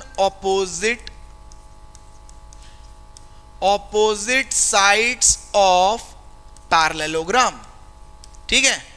और इसको मार्क कर दो एज अ इक्वेशन नंबर 6, इसको ड्राफ्ट कर दो 6। अब तुम बस इतना बोलना चालू कर दो कि यहीं से मैं कंटिन्यू कर रहा हूं AB, या फिर from 5th and 6th, from equation 5th and 6th। क्यों ऐसा बोल रहा हूं, मैं AD को तो AD लिखने वाला हूं, बट देखो BC की प्लेस पे क्या मैं AD लिख सकता हूं, सॉरी AB लिख दिया ना मैंने, रुक जाओ AD कर दो भाई उसको, ये मैंने बोल दिया AD, और मैं BC की प्लेस पर AD लिख रहा हूं। अगेन इधर कौन था, CD, तो CD को मैं CD लिख रहा हूं, बट CD की प्लेस पे क्या मैं, या फिर AB की प्लेस पे क्या मैं सी डी लिख सकता हूं? ए बी की प्लेस पे मैं क्या लिख दूं? सी डी लिख दे रहा हूं, ये मैंने लिख दिया सी डी। अब बताओ ये क्या बन गया? Twice of A D. ये क्या बन गया? Twice of C D. This will cancel out, finally what we get? A D is equal to C D. Draft कर दो इक्वेशन नंबर 7। ठीक है, अब फाइनल कंक्लूजन एक लाइन में खत्म हो जाएगा अगर मैं ऐसा बोल दूं कि फ्रॉम इक्वेशन नंबर 6 एंड 7 क्या दिख रहा है? इधर आओ। AD और CD क्या हो गए? इक्वल। अगर बेटा AD और CD इक्वल हो गए तो क्या वो चारों इक्वल हो गए? चारों इक्वल हो गए मतलब AB is equal to BC is equal to CD is equal to AD। तो क्या बोल देंगे? So parallelogram ABCD is a rhombus, hence proved। तुम भैया नीचे लिखना बस, ठीक है, तुम आप नीचे लिख देना hence proved। बात समझ में आ गई? चलो चलो भाई, तो नेक्स्ट ऑप्शनल क्वेश्चन देखते हैं क्या बोल रहा है। Prove that the angle between the two tangent drawn from external point to a circle is supplementary to the angle subtended by the line segment joining the points of contact at the centre. ठीक है, तो एक काम करते हैं, अपन एक circle बना लेते हैं और ये कोई एक्सटर्नल पॉइंट होगा, suppose to be P is P, और ये अपने लिए एक टेंजेंट हो गई, ये हो जाएगा पॉइंट ऑफ कांटेक्ट, और एक टेंजेंट हम ऐसे बना लेते हैं। ठीक है, एक टेंजेंट ऐसे बना लेते हैं, पॉइंट ऑफ कांटेक्ट हो गया बी। अब हमसे क्या बोल रहा है, तो उस बात को समझेंगे। पहले एक सेंटर ऑफ द सर्कल बना लो, इसको इससे ज्वाइन कर दो, इसको इससे ज्वाइन कर दो। ठीक, तो गिवन इंफॉर्मेशन क्या है भैया अपने पास? गिवन इंफॉर्मेशन क्या है? हमसे ये कहना चाह रहा था कि एक एक्सटर्नल पॉइंट से सर्कल पे टेंजेंट बना रहे हैं, तो बना दिया, और angle between this one and angle on centre, इनका एडिशन 180 होना चाहिए। तो गिवन क्या है? PA and PB are tangents, PA and PB are tangents, ये अपने को गिवन है। और अपने को टू प्रूव क्या करना है, तो वो भी मैं लिख देता हूं फटाफट। टू प्रूफ करना क्या है? Angle APB plus angle AOB, बचा ये अपने को प्रूफ करना है 180। जल्दी से लिख देते हैं फटाफट इसका सॉल्यूशन। तो सॉल्यूशन नहीं, प्रूफ लिखेंगे ना यार, क्योंकि प्रूफ कर रहे हैं तो इसका लिखेंगे प्रूफ। तो टू प्रूफ ये करना है, APB और AOB 180 है। तो प्रूफ क्या है? तो मैं ऐसे स्टार्ट करता हूं कि अगर मैं ऐसा बोल दूं कि इन क्वाड्रिलेटरल AOBP, क्या मैं बोल रहा हूं भाई? Angle AOB plus APB। देखो AOB APB, अब वो दो बचे हुए इधर लिख देता हूं, एंगल AOP और एंगल OAP और एंगल OBP, इनका एडिशन में बोल दे रहा हूं 360 डिग्री, और ये क्या बन जाएगा? Angle sum property of a quadrilateral. ठीक है, तो इन दोनों के साथ कुछ नहीं करते क्योंकि इन दोनों का एडिशन तो अपने को चाहिए, तो इन दोनों को मैं ऐसे ही लिख देता हूं। बट यहां पे मैं लिखने वाला हूं भाई 90 degree plus 90 degree, 90 degree plus 90 degree which is equal to 360। अब ये 90 आया कैसे? तो यहाँ पे मैं लिख रहा हूँ एंगल कौन सा? OAP जो होगा वो बच्चा OBP के इक्वल होगा। क्यों होगा? रेडियस टेंजेंट थ्योरम, क्योंकि रेडियस जो होती है वो टेंजेंट पे परपेंडिकुलर होती है at the point of contact. तो रेडियस टेंजेंट थ्योरम। ठीक है, तो हमने क्या बोल देना है? जो एंगल AOB होगा और एंगल APB होगा, उनका एडिशन आ जाएगा 180, हेंस प्रूव्ड। उम्मीद करते हैं बात समझ में आ गई होगी। नेक्स्ट क्वेश्चन पे आते हैं जल्दी से। प्रूव दैट करना है तो एक काम करो, टेकिंग LHS ले लो, टेकिंग LHS। और LHS में मैं क्या बोल दूं? अगर मैं LCM ले रहा हूं तो ये वाला पार्ट क्या बन जाएगा? 1 plus tan square theta upon tan square theta. आप पहले एक बार इसको और राइट डाउन कर देना भाई, उसके बाद करना। ये बन जाएगा 1 plus cot square theta upon cot square theta. ठीक है, अब आप मेरे को बताओ 1 प्लस tan स्क्वायर क्या होता है? सेक स्क्वायर, और 1 प्लस कॉट स्क्वायर क्या होता है? Cosec square. अब तुम बोलोगे नीचे वाला कहाँ गया? अरे भैया tan और कॉट एक दूसरे के क्या होते हैं? रेसिप्रोकल। तो अपन इधर लिख भी देंगे कि tan इंटू कॉट ये 1 होता है, और इधर चाहो तो लिख दो 1 प्लस tan स्क्वायर क्या होता है? तो 1 प्लस tan स्क्वायर होता है सेक स्क्वायर, और 1 प्लस कॉट स्क्वायर क्या होता है? कॉसेक स्क्वायर होता है। ठीक है, यहाँ तक उम्मीद करता हूँ तुम्हें बात समझ में आ गई होगी। अब इसको अगर लिखना चाहो तो इसको लिख दो 1 अपॉन कॉस स्क्वायर थीटा, और ये बन जाएगा 1 अपॉन साइन स्क्वायर थीटा। ठीक है, सो इसको कन्वर्ट कर दो 1 माइनस साइन स्क्वायर थीटा, और ये अपन ने क्या लिख दिया? Sine square theta. एंट्री करा दो तो 1 अपॉन ये बन जाएगा भैया sine square theta minus sign to the power 4 theta, hence proofed. यहाँ चाहो तो एक और कन्वर्जन लिख देना जो जो तुमने यूज किया है कि सेक थीटा को अपन ने लिखा है 1 upon cos theta, cosec theta को भैया अपन ने लिखा है 1 अपॉन साइन थीटा, और क्या लिखा है तो हमने लिखा है कॉस स्क्वायर थीटा को 1 माइनस साइन स्क्वायर थीटा। मतलब जितना कुछ भी कर रहे हो ना उसको मेंशन जरूर करना, और बहुत आसान सा था। नेक्स्ट आते जल्दी से, ये भी है तो वापस से टेकिंग LHS ले लेते हैं और LHS लेके फिर से क्वेश्चन सॉल्व करते हैं। तो ओवर रूट क्या लिखना है, cosec theta minus 1 upon cosec theta plus 1 plus over root cosec theta plus 1 upon cosec theta minus 1। देखो अगर तुम्हें इंडिविजुअली रेशनलाइज करना है तो भी ठीक है, बट मैं तो बोलूंगा तुम डायरेक्ट एलसीएम ले लो। क्यों? क्योंकि ये इसका रेशनलाइज फैक्टर है या कॉन्जुगेट है। तो एक ब्रैकेट में क्या लिख दो, आप लिख दो कॉसेक थीटा प्लस 1 और अगले ब्रैकेट में आप लिख दो कॉसेक थीटा माइनस 1। ये इसके साथ मल्टीप्लाई होगा तो स्क्वायर रूट गायब कर देगा, तो ये क्या बन के दे देगा तुम्हें, ये दे देगा कॉसेक थीटा माइनस 1 और ये तुम्हें क्या दे देगा cosec theta plus 1। This will cancel out, this becomes to be 2 times cosec theta. नीचे क्या बन जाएगा तो ओवर रूट के अंदर बन जाएगा कॉट स्क्वायर थीटा। कैसे भाई, a plus B A minus B, A square minus B square, तो cosec square minus 1 cot square, और स्क्वायर से कैंसिल आउट हो जाएगा तो बन जाएगा 2 times cosec theta upon cot theta.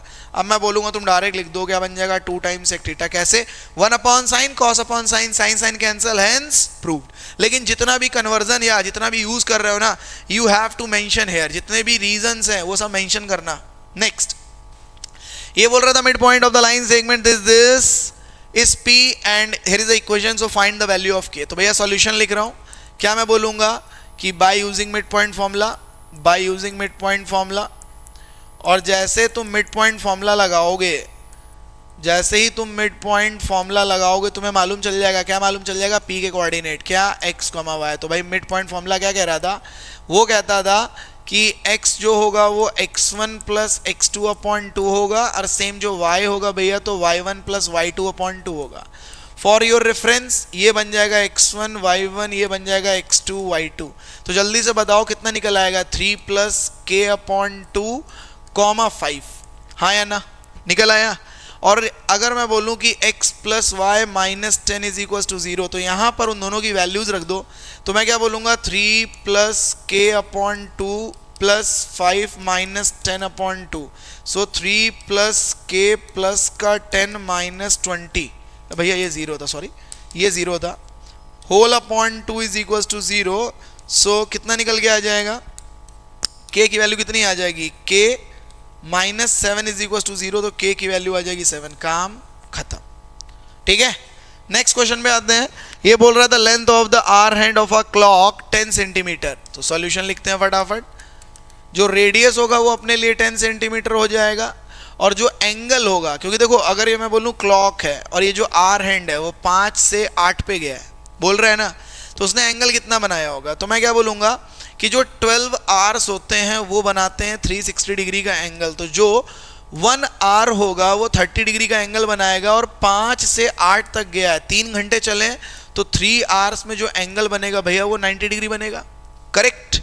तो मैं क्या बोल दूंगा, थीटा कितना होगा 90 डिग्री, तो मैं क्या बोलूँ, क्या माइनर सेक्टर, तो area of the minor sector, area of minor sector formula क्या होता है, theta upon 360 pi are square, तो 90 अपॉन 360 22 अपॉन 7 इंटू रेडियस कितना है 10 इंटू 10, भैया पाई को इन्होंने बोला नहीं कुछ भी, तो 22/7 लेंगे, फर्दर कैलकुलेट कर देंगे, दिस विल कैंसिल, 2 से कट कर दो 11 जा, 2 जा, 2 से कट कर दो 5 जा, ये बन जाएगा 550 अपॉन 7 स्क्वायर सेंटीमीटर। फिर आपसे बोल रहा था area of major, area of major sector, तो देखो मेजर सेक्टर को निकालने के लिए क्या मैं बोलूँगा, area of circle, area of circle में आप माइनस कर दीजिए एरिया ऑफ माइनर सेक्टर। तो अगर मैं इसमें माइनर सेक्टर को माइनस करूँगा तो मैं क्या बोलूँगा, पाई आर स्क्वायर माइनस 550 अपॉन 7, तो भैया पाई की वैल्यू 22 अपॉन 7 थी और 10, तो 10 का स्क्वायर माइनस का 550 अपॉन 7, माइनस करा लो, यूनिट लगा दो स्क्वायर सेंटीमीटर, जरा माइनस करा लो, कितना आ जाएगा 1650। एक बार चेक कर लेते हैं, 16 50 50 17 5, ठीक है, उम्मीद करते हैं बात समझ में आ गई होगी। थोड़ा कैलकुलेशन तुम आराम से करना, हाँ, मतलब पेशेंसली। अच्छा, मैं क्या बोल रहा हूँ, ये तुम्हारे लिए एक छोटा सा होमवर्क दे रहा हूँ, ये एनसीईआरटी में और तुमने बहुत बार किया भी होगा। तो मैं क्या चाहता हूँ, तुम एनसीईआरटी को एक बार गो थ्रू करो और एग्जैक्टली जैसा उन्होंने बोला ना 1 to 1 सेम 1 to 1 लाइन चिपका दो, ठीक। तो तुम्हारे लिए आज का होमवर्क है ये, तुम अच्छे से करोगे। नेक्स्ट क्या बोल रहा है, sum of money 2000 invested at certain rate 7%, और तुमसे बोल रहा है at the first year second third year आपको इंटरेस्ट निकालना है। तो अगर मैं सॉल्यूशन लिखूं तो मैं क्या बोल रहा हूं कि interest at the end of first year क्या बोलोगे, P R into T upon 100, बचा कितना आ जाएगा, ₹140।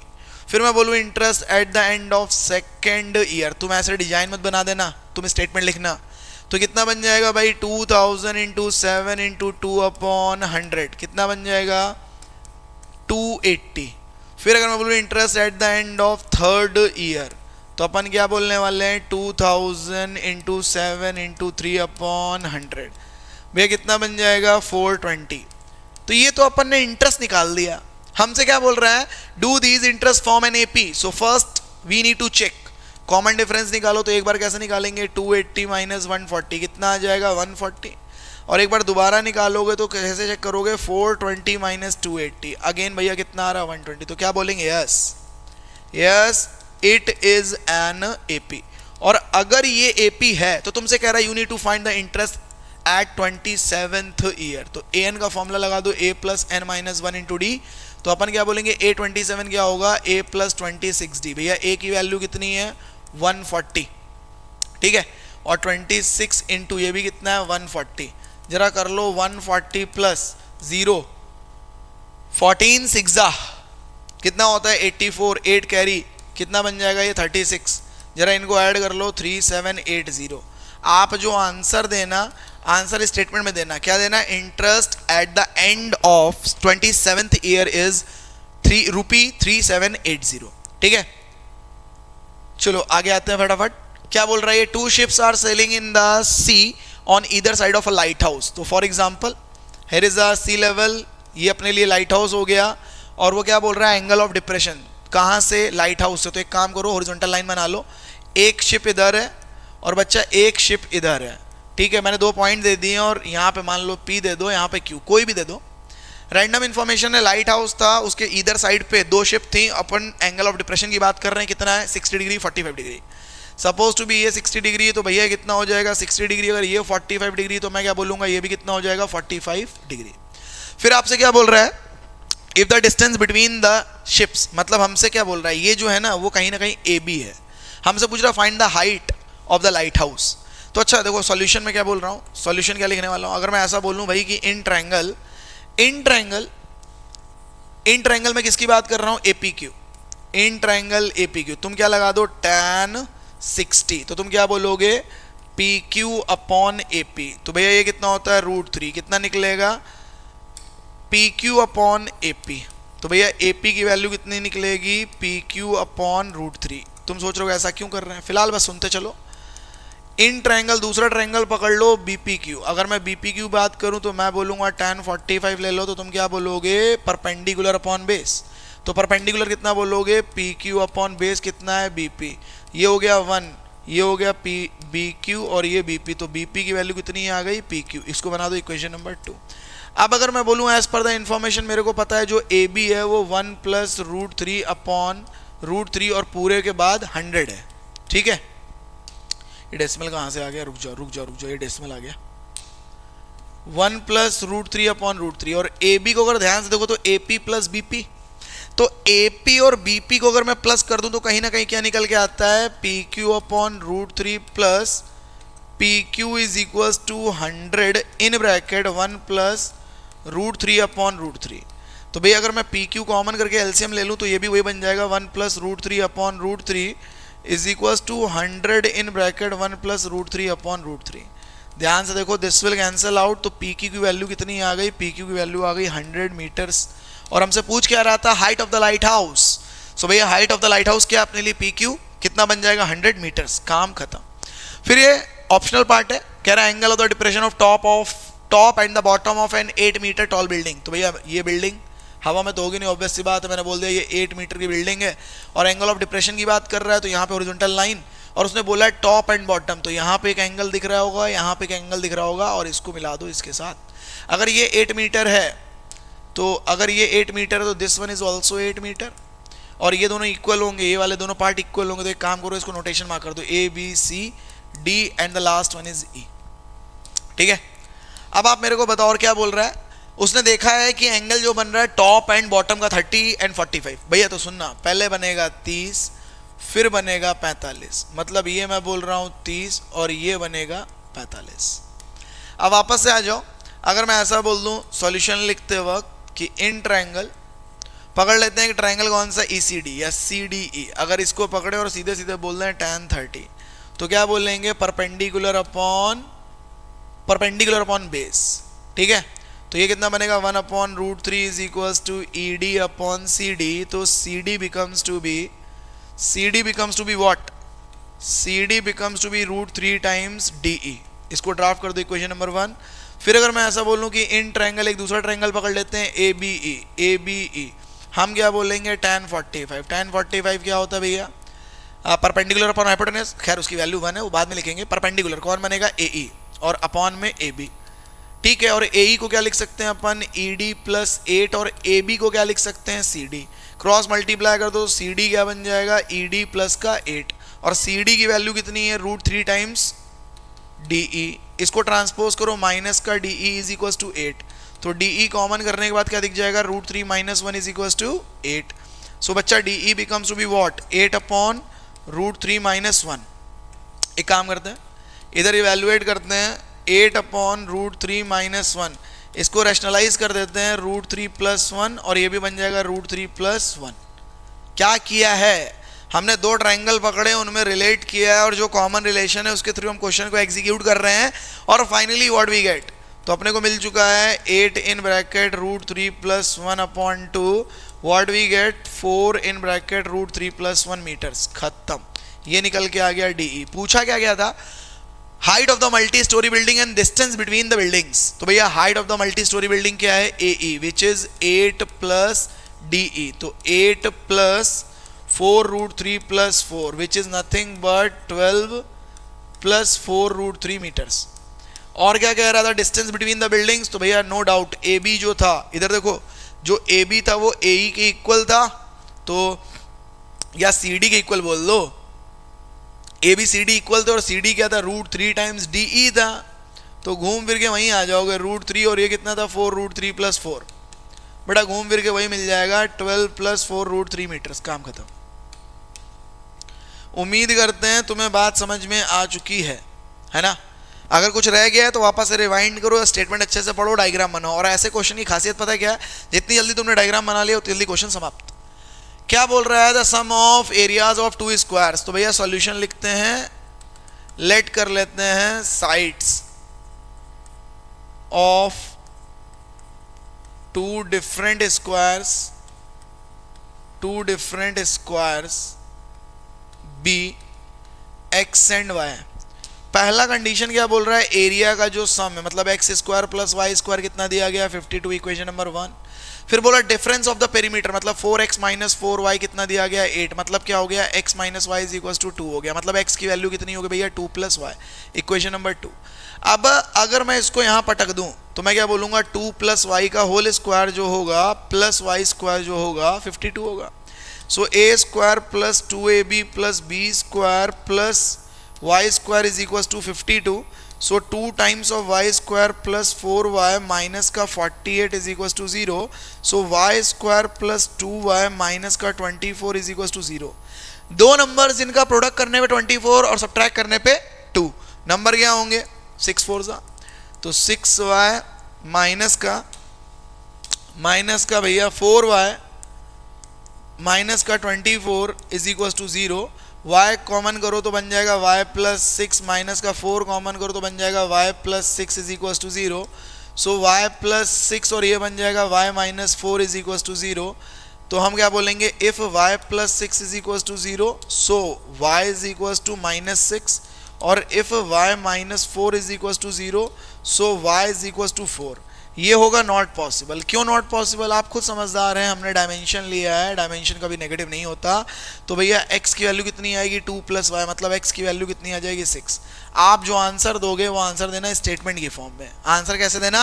स्टेटमेंट की फॉर्म में, कि जो साइड्स होंगी वो 4 और 6 यूनिट्स की होंगी। ठीक है, यूनिट लगा लेना। फिर उसी का दूसरा पार्ट है, क्या बोल रहा है? Time taken by a person to travel an upward distance 150 in this more than the time taken in downwards return journey and the return speed is this than the upward। तो एक काम करते हैं, स्पीड लेट कर लेते हैं, speed in upward journey, है ना।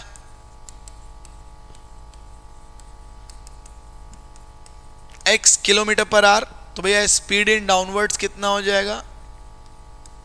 कितना हो जाएगा भैया? ये हो जाएगा x + 10, क्योंकि उन्होंने बोला है 10 किलोमीटर की स्पीड बढ़ा देता है, तो x + 10 km/h।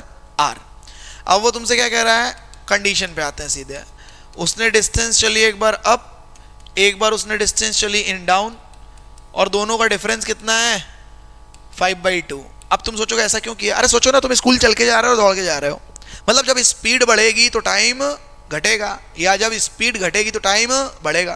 तो ऑब्वियस बात है, स्पीड बढ़ी तो टाइम क्या होगा? कम। तो आगे वाला बड़ा, पीछे वाला छोटा, तो माइनस कर दिया। अब इसको फर्दर तुम इवैल्यूएट कर लो जल्दी से, तो मैं तो बोलूंगा 150 कॉमन कर लो, तो 1/x - 1/x + 10, और ये क्या बन जाएगा? ये बन जाएगा 5/2, and this will cancel out, ये बन जाएगा 30। सो 13 ब्रैकेट x + 10 माइनस का x, नीचे क्या बन जाएगा? एलसीएम x² प्लस का 10x इज इक्वल टू 1/2। भैया फर्दर मैं इधर कर रहा हूँ, तुम नीचे सॉल्व करोगे, क्रॉस मल्टीप्लाई कर लेते हैं, बट ये कैंसिल भी हो जाएगा, तो कितना बन जाएगा? x² प्लस का 10x माइनस का 600 is equal to 0। So x² plus का 30x माइनस का 20x, 30x माइनस का 20x माइनस का 600 is equal to 0। So finally, if we take x common, this becomes to be x plus 30. If we take minus 20s common, this becomes to be x plus 30 becomes to be 0. If we take x plus 30 is complete common, this should be x minus 20 becomes to be 0. Again, यहाँ से x की value कितनी आ जाएगी भाई? If so, तो minus 30, यहाँ से x की वैल्यू कितनी आएगी? 20. Again, speed can not be negative. अगर स्पीड कभी भी नेगेटिव नहीं हो सकती, तो हम क्या बोलेंगे? This is not possible. ये पॉसिबल नहीं होगा, ये रिजल्ट होगा। तो तुम क्या बोलोगे? स्पीड इन अपवर्ड डायरेक्शन या फिर अपवर्ड जर्नी कितना होगा? 20 km/h, और डाउन में कितना होगा? 30 km/h। काम खत्म। नेक्स्ट, इधर आ जाओ। सबसे पहले तुमसे वो बोल रहा है, prove that the line drawn parallel to one side of a triangle to intersect the other two sides in distinct point divided the other two sides in the same ratio. कहीं ना कहीं ये बीपीटी की proving की बात कर रहा है, हाँ या ना? तो एक बार जल्दी से हम बीपीटी की प्रूविंग देख लेते हैं। देखो भैया, मैं इधर बीपीटी की प्रूविंग करने वाला हूँ। एक बार जल्दी से हम बीपीटी की प्रूविंग देख लेते हैं, ये बीपीटी की प्रूविंग क्या कह रहा है। तो बीपीटी की प्रूविंग कैसे होती थी? एक ट्रायंगल होता था, ये लाइन होती थी, फॉर एग्जांपल ये ए है, ये बी है, ये सी है, ये डी है और ये ई है, ये होती थी पैरेलल इसके। तो देखो इसका प्रूफ मैं लिख रहा हूँ, गिवन तुम्हें पता ही है कि ए बी पैरेलल है, सॉरी डी ई पैरेलल है बी सी के। मैं प्रूफ लिख रहा हूँ, कैसे लिखूंगा? मैं ऐसे बोलूंगा, एरिया ट्रायंगल कौन सा? ए डी ई। तुम क्या बोलोगे? Half base into height. Sir base तो दिख गया, बट मैं हाइट क्या लूं? That's a good question. तो एक काम करते हैं, कंस्ट्रक्शन वाला पार्ट याद करते हैं। क्या करते थे? यहाँ परपेंडिकुलर ड्रॉ करते थे, यहाँ क्या करते थे? परपेंडिकुलर ड्रॉ, इसको ज्वाइन कर देते थे इसके साथ। तो भैया अब आप मेरे को बताओ, क्या मैं ऐसा बोल सकता हूँ हाफ बेस इनटू हाइट? अगर मैं एडीई की बात कर रहा हूँ, बेस एडी, तो हाइट मैंने ले ली है ईएम, इक्वेशन नंबर 1। फिर अगर मैं ऐसा बोल दूं कि एरिया ट्रायंगल बीडीई, तो आप मेरे को बताओ बीडीई क्या निकलेगा? हाफ, ये बन जाएगा बीडी, और हाइट कितनी बन जाएगी? ME, equation number 2। अब अगर मैं ऐसा बोलूं कि area triangle ADE upon area triangle BDE, मतलब इन दोनों को डिवाइड कर दो, तो क्या बचेगा? एडी अपॉन बीडी बचेगा। इसको डाल दो इक्वेशन नंबर 3। ठीक है। सेम कहानी अगर मैं ऐसे बोलना चालू करूं उस डायरेक्शन में, मतलब इस सेगमेंट की रिस्पेक्ट में, इधर की रिस्पेक्ट में, तो मैं क्या बोलूंगा? एरिया ट्रायंगल एडीई कितना होता है? तो हाफ, ये बन जाएगा ए ई और ये बन जाएगा डी एन। इक्वेशन नंबर क्या बन जाएगी भैया? इक्वेशन नंबर बन जाएगी ये 4। फिर अगर मैं ऐसा बोलूं कि बेटा बनेगा ये एरिया ट्रायंगल कौन सा? सी डी ई, तो हम क्या बोलेंगे? ये बन जाएगा हाफ, ये बन जाएगा सी ई और ये बन जाएगा डी एन। ओके, और इसको बना दो इक्वेशन नंबर 5। फिर मैं इधर लिख रहा हूं, तुम नीचे लिखना क्या? अगर मैं बोलूं कि area triangle A D E और मैं इसको डिवाइड कर दूं किससे, area triangle C D E से, तो तुम क्या बोलोगे, निकल के आ जाएगा A E upon C, which is equation number 6।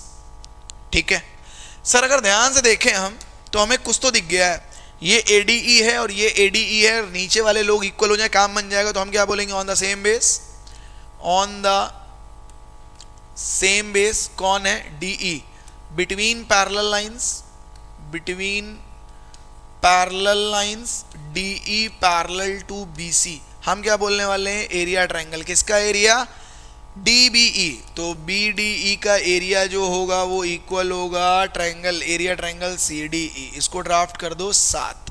अब तुम बस एक लाइन लिख दो भैया, फ्रॉम इक्वेशन 3, 6 एंड 7। तुम सोच रहे हो कैसे, अरे भाई ये वाला रिलेशन देखो और यहाँ पे तुम एग्जीक्यूट कर दो तो लेफ्ट पार्ट इक्वल होगा तो राइट पार्ट इक्वल हो जाएगा, मतलब A D upon B D जो होगा वो ए ई अपॉन सी ई के इक्वल हो जाएगा। ये तो हो गई बीपीटी की प्रूविंग। आगे भी तुमसे बोल रहा है, वो कह रहा है और करना है प्रूविंग, क्या, ये वाली।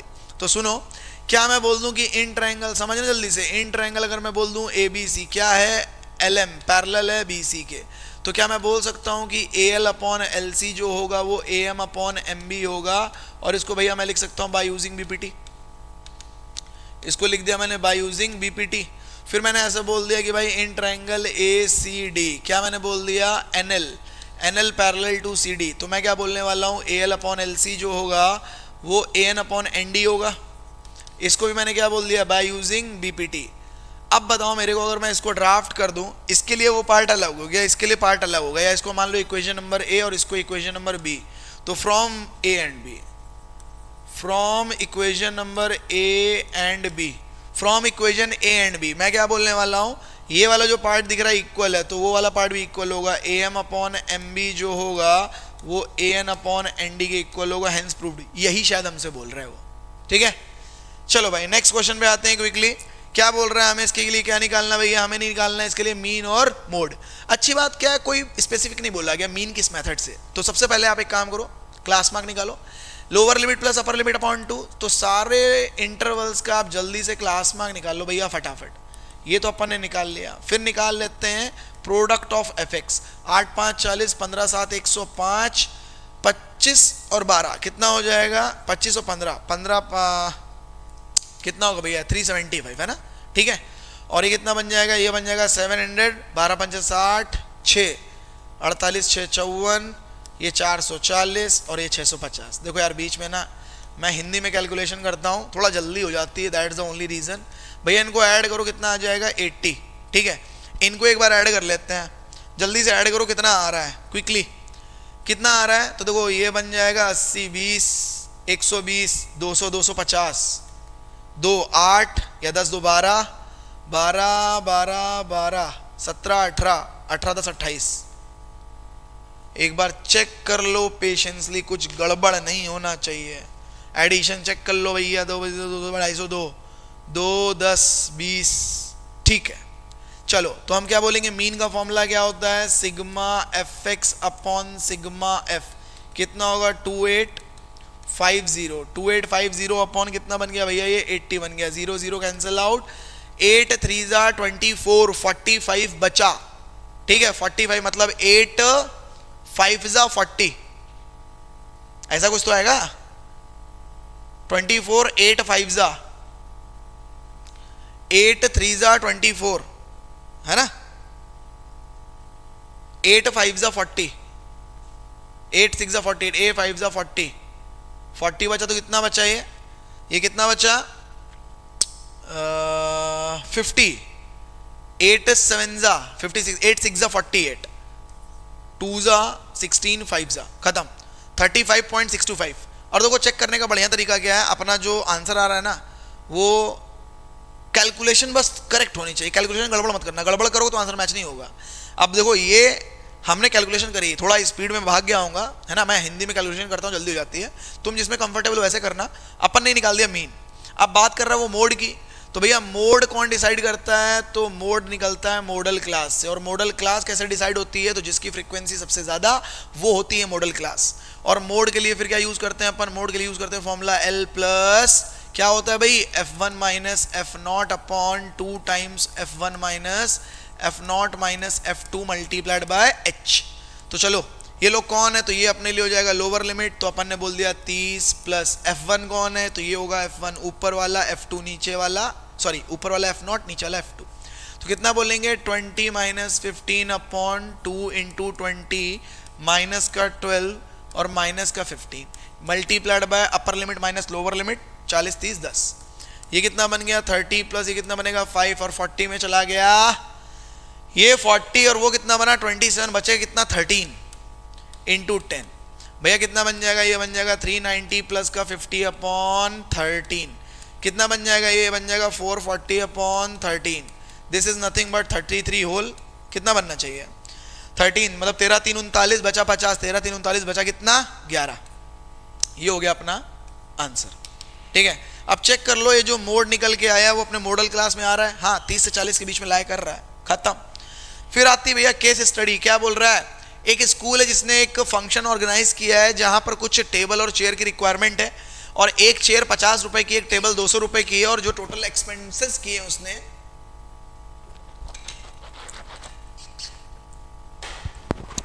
वो टोटल एक्सपेंस है 30,000 का और टोटल जो आइटम परचेज किए वो 300 परचेज किए। तो आपसे कह रहा है अगर चेयर x और टेबल y है तो कहीं ना कहीं x प्लस वाई की वैल्यू कितनी हो गई 300 हो गई। और अगर मैं बोलूं 50x, ये दूसरा बना रहा हूं 50x प्लस 200y तो ये कितना हो जाएगा 30,000।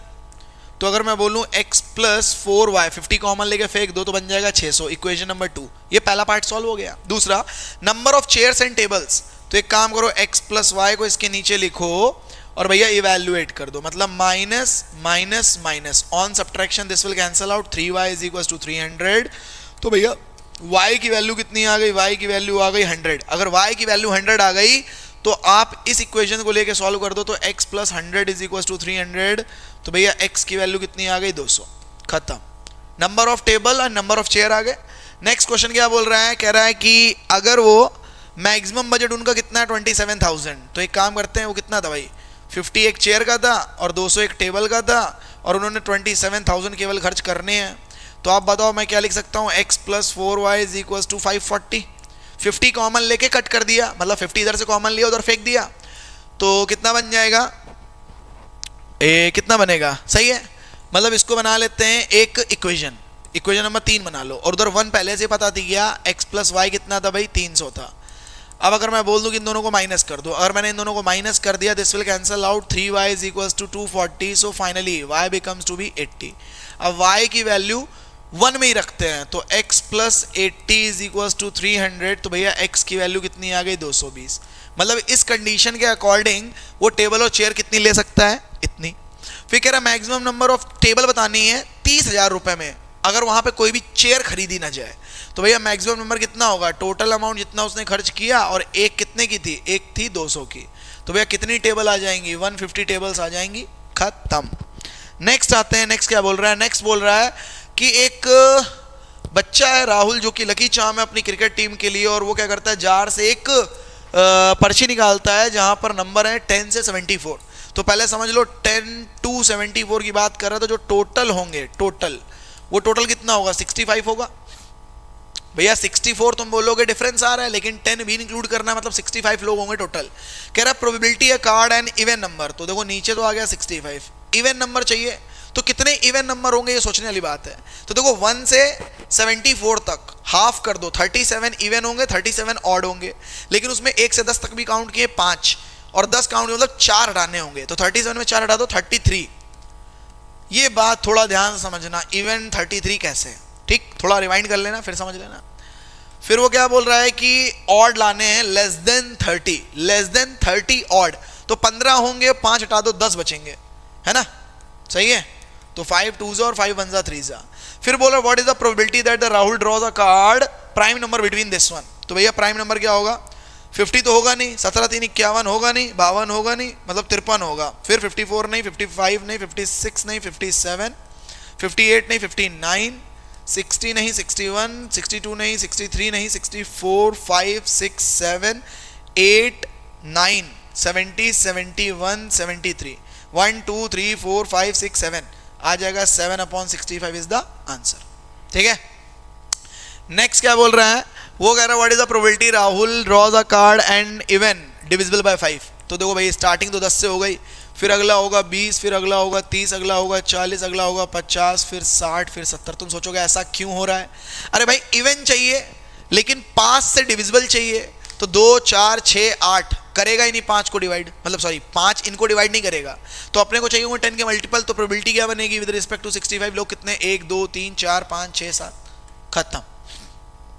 नेक्स्ट आते हैं, ये क्या बोल रहा है, ये बोल रहा है कि एक ऐसा कुछ शेप है किसी ने बनाया है, एक कारपेंटर ने इसको डिजाइन किया रोलिंग पिन को, जो कि 3 सिलेंडर का कॉम्बिनेशन है, 2 आइडेंटिकली इक्वल है और एक बड़ा सिलेंडर है। तो एक काम करो, बड़े के लिए कैपिटल आर कैपिटल एच ले लेना, इस छोटे के लिए स्मॉल आर स्मॉल एच ले लेना। अब तुमसे बोल रहा है कि find the volume of the bigger part, मतलब pi capital R square capital H, मतलब 22/7। कैपिटल आर कितना है, तो 7/2 7/2, क्योंकि रेडियस 7/2 है, स्क्वायर कर दो। और हाइट कितना है भैया, हाइट है 12। देखो 7 7 कट हो गया, 2 से कट कर दो 11, 2 से कट कर दो 6, तो 42 इंटू 11 बन जाएगा 462। ठीक है, और ये बन जाएगा क्यूबिक सेंटीमीटर, खत्म।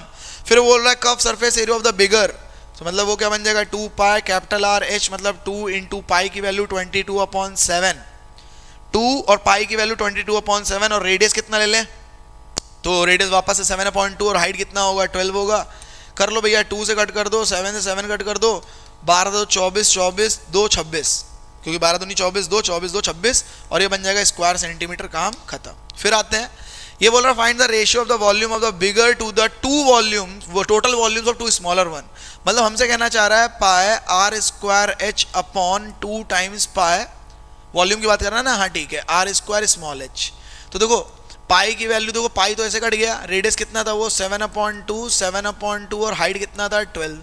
नीचे वाला रेडियस कितना है भैया, तो 21/2, और हाइट कितना है, तो एक बार देख लो, हाइट है 5। ठीक है, देखो ये मैं बोलूँगा 2 2 2 2 कट गए। अब देखो 2 5 10, वो डेसिमल चला गया, एक बार नीटनेस के साथ लिख देता हूँ, 7 7 12 अपॉन 2.1 इंटू 21, डेसिमल गया, 0 आ गया, 21, 7 3 हो गया, और अगेन 7 3 हो गया, 3 से कट कर दो 40 हो गया, तो जो रेशियो बनेगा 40:3 का रेशियो बनेगा, खत्म। Last question of the slide क्या कह रहा है, the sum of curve surface areas of 2 identical smaller, मतलब कर्व सरफेस एरिया होता है 2 पाई आर एच, और 2 है तो 2 का मल्टीप्लाई कर दो, मतलब 4 इंटू 22/7 इंटू 21/2 इंटू हाइट कितना था 5। भैया देखो 2 से 2 गया, 2 बचा, डेसिमल गया, 10 आया, 5 से 2, 2 से 2 काट दो, 7 से 3 काट दो, आंसर आ जाएगा 66। एक बार चेक कर लेते हैं भाई, 7 3 5 2 2 2 4 66 कितना बन जाएगा, square centimetre is the answer. Hopefully तुम्हें समझ में आ गया होगा और बहुत सारे पॉइंट्स कवर अप कर लिए होंगे। हाँ थोड़ा सा मैं मानता हूँ कि कैलकुलेशन में भाग रहा था, लेकिन सुनो देयर इज मतलब this is not a regular class, ये रेगुलर क्लास नहीं कि मैं आपको बहुत कुछ बताऊं, ये पेपर डिस्कशन है। तो अगर आपने कुछ दिक्कत फेस की है तो आप उसको रिवाइंड करो, स्लो डाउन कर लो, स्पीड आराम से देखो, लेकिन मैं बस इतना चाहता हूं हर एक चीज तुम्हें पता होनी चाहिए। और देखो मैं बस ये समझाने की कोशिश कर रहा हूं, अगर मैं इतनी जल्दी कर सकता हूं तो तुम भी कर सकते हो। ठीक है, तो अपना टारगेट वही है 80 on 80 विद इन 180 मिनट्स। तो टाइमर लगा के चलो 160 150 का, 170 75 तो हो जाएगा। बफर के लिए 10-15 मिनट रोक के रखना, चेकिंग कर लेना। All the best.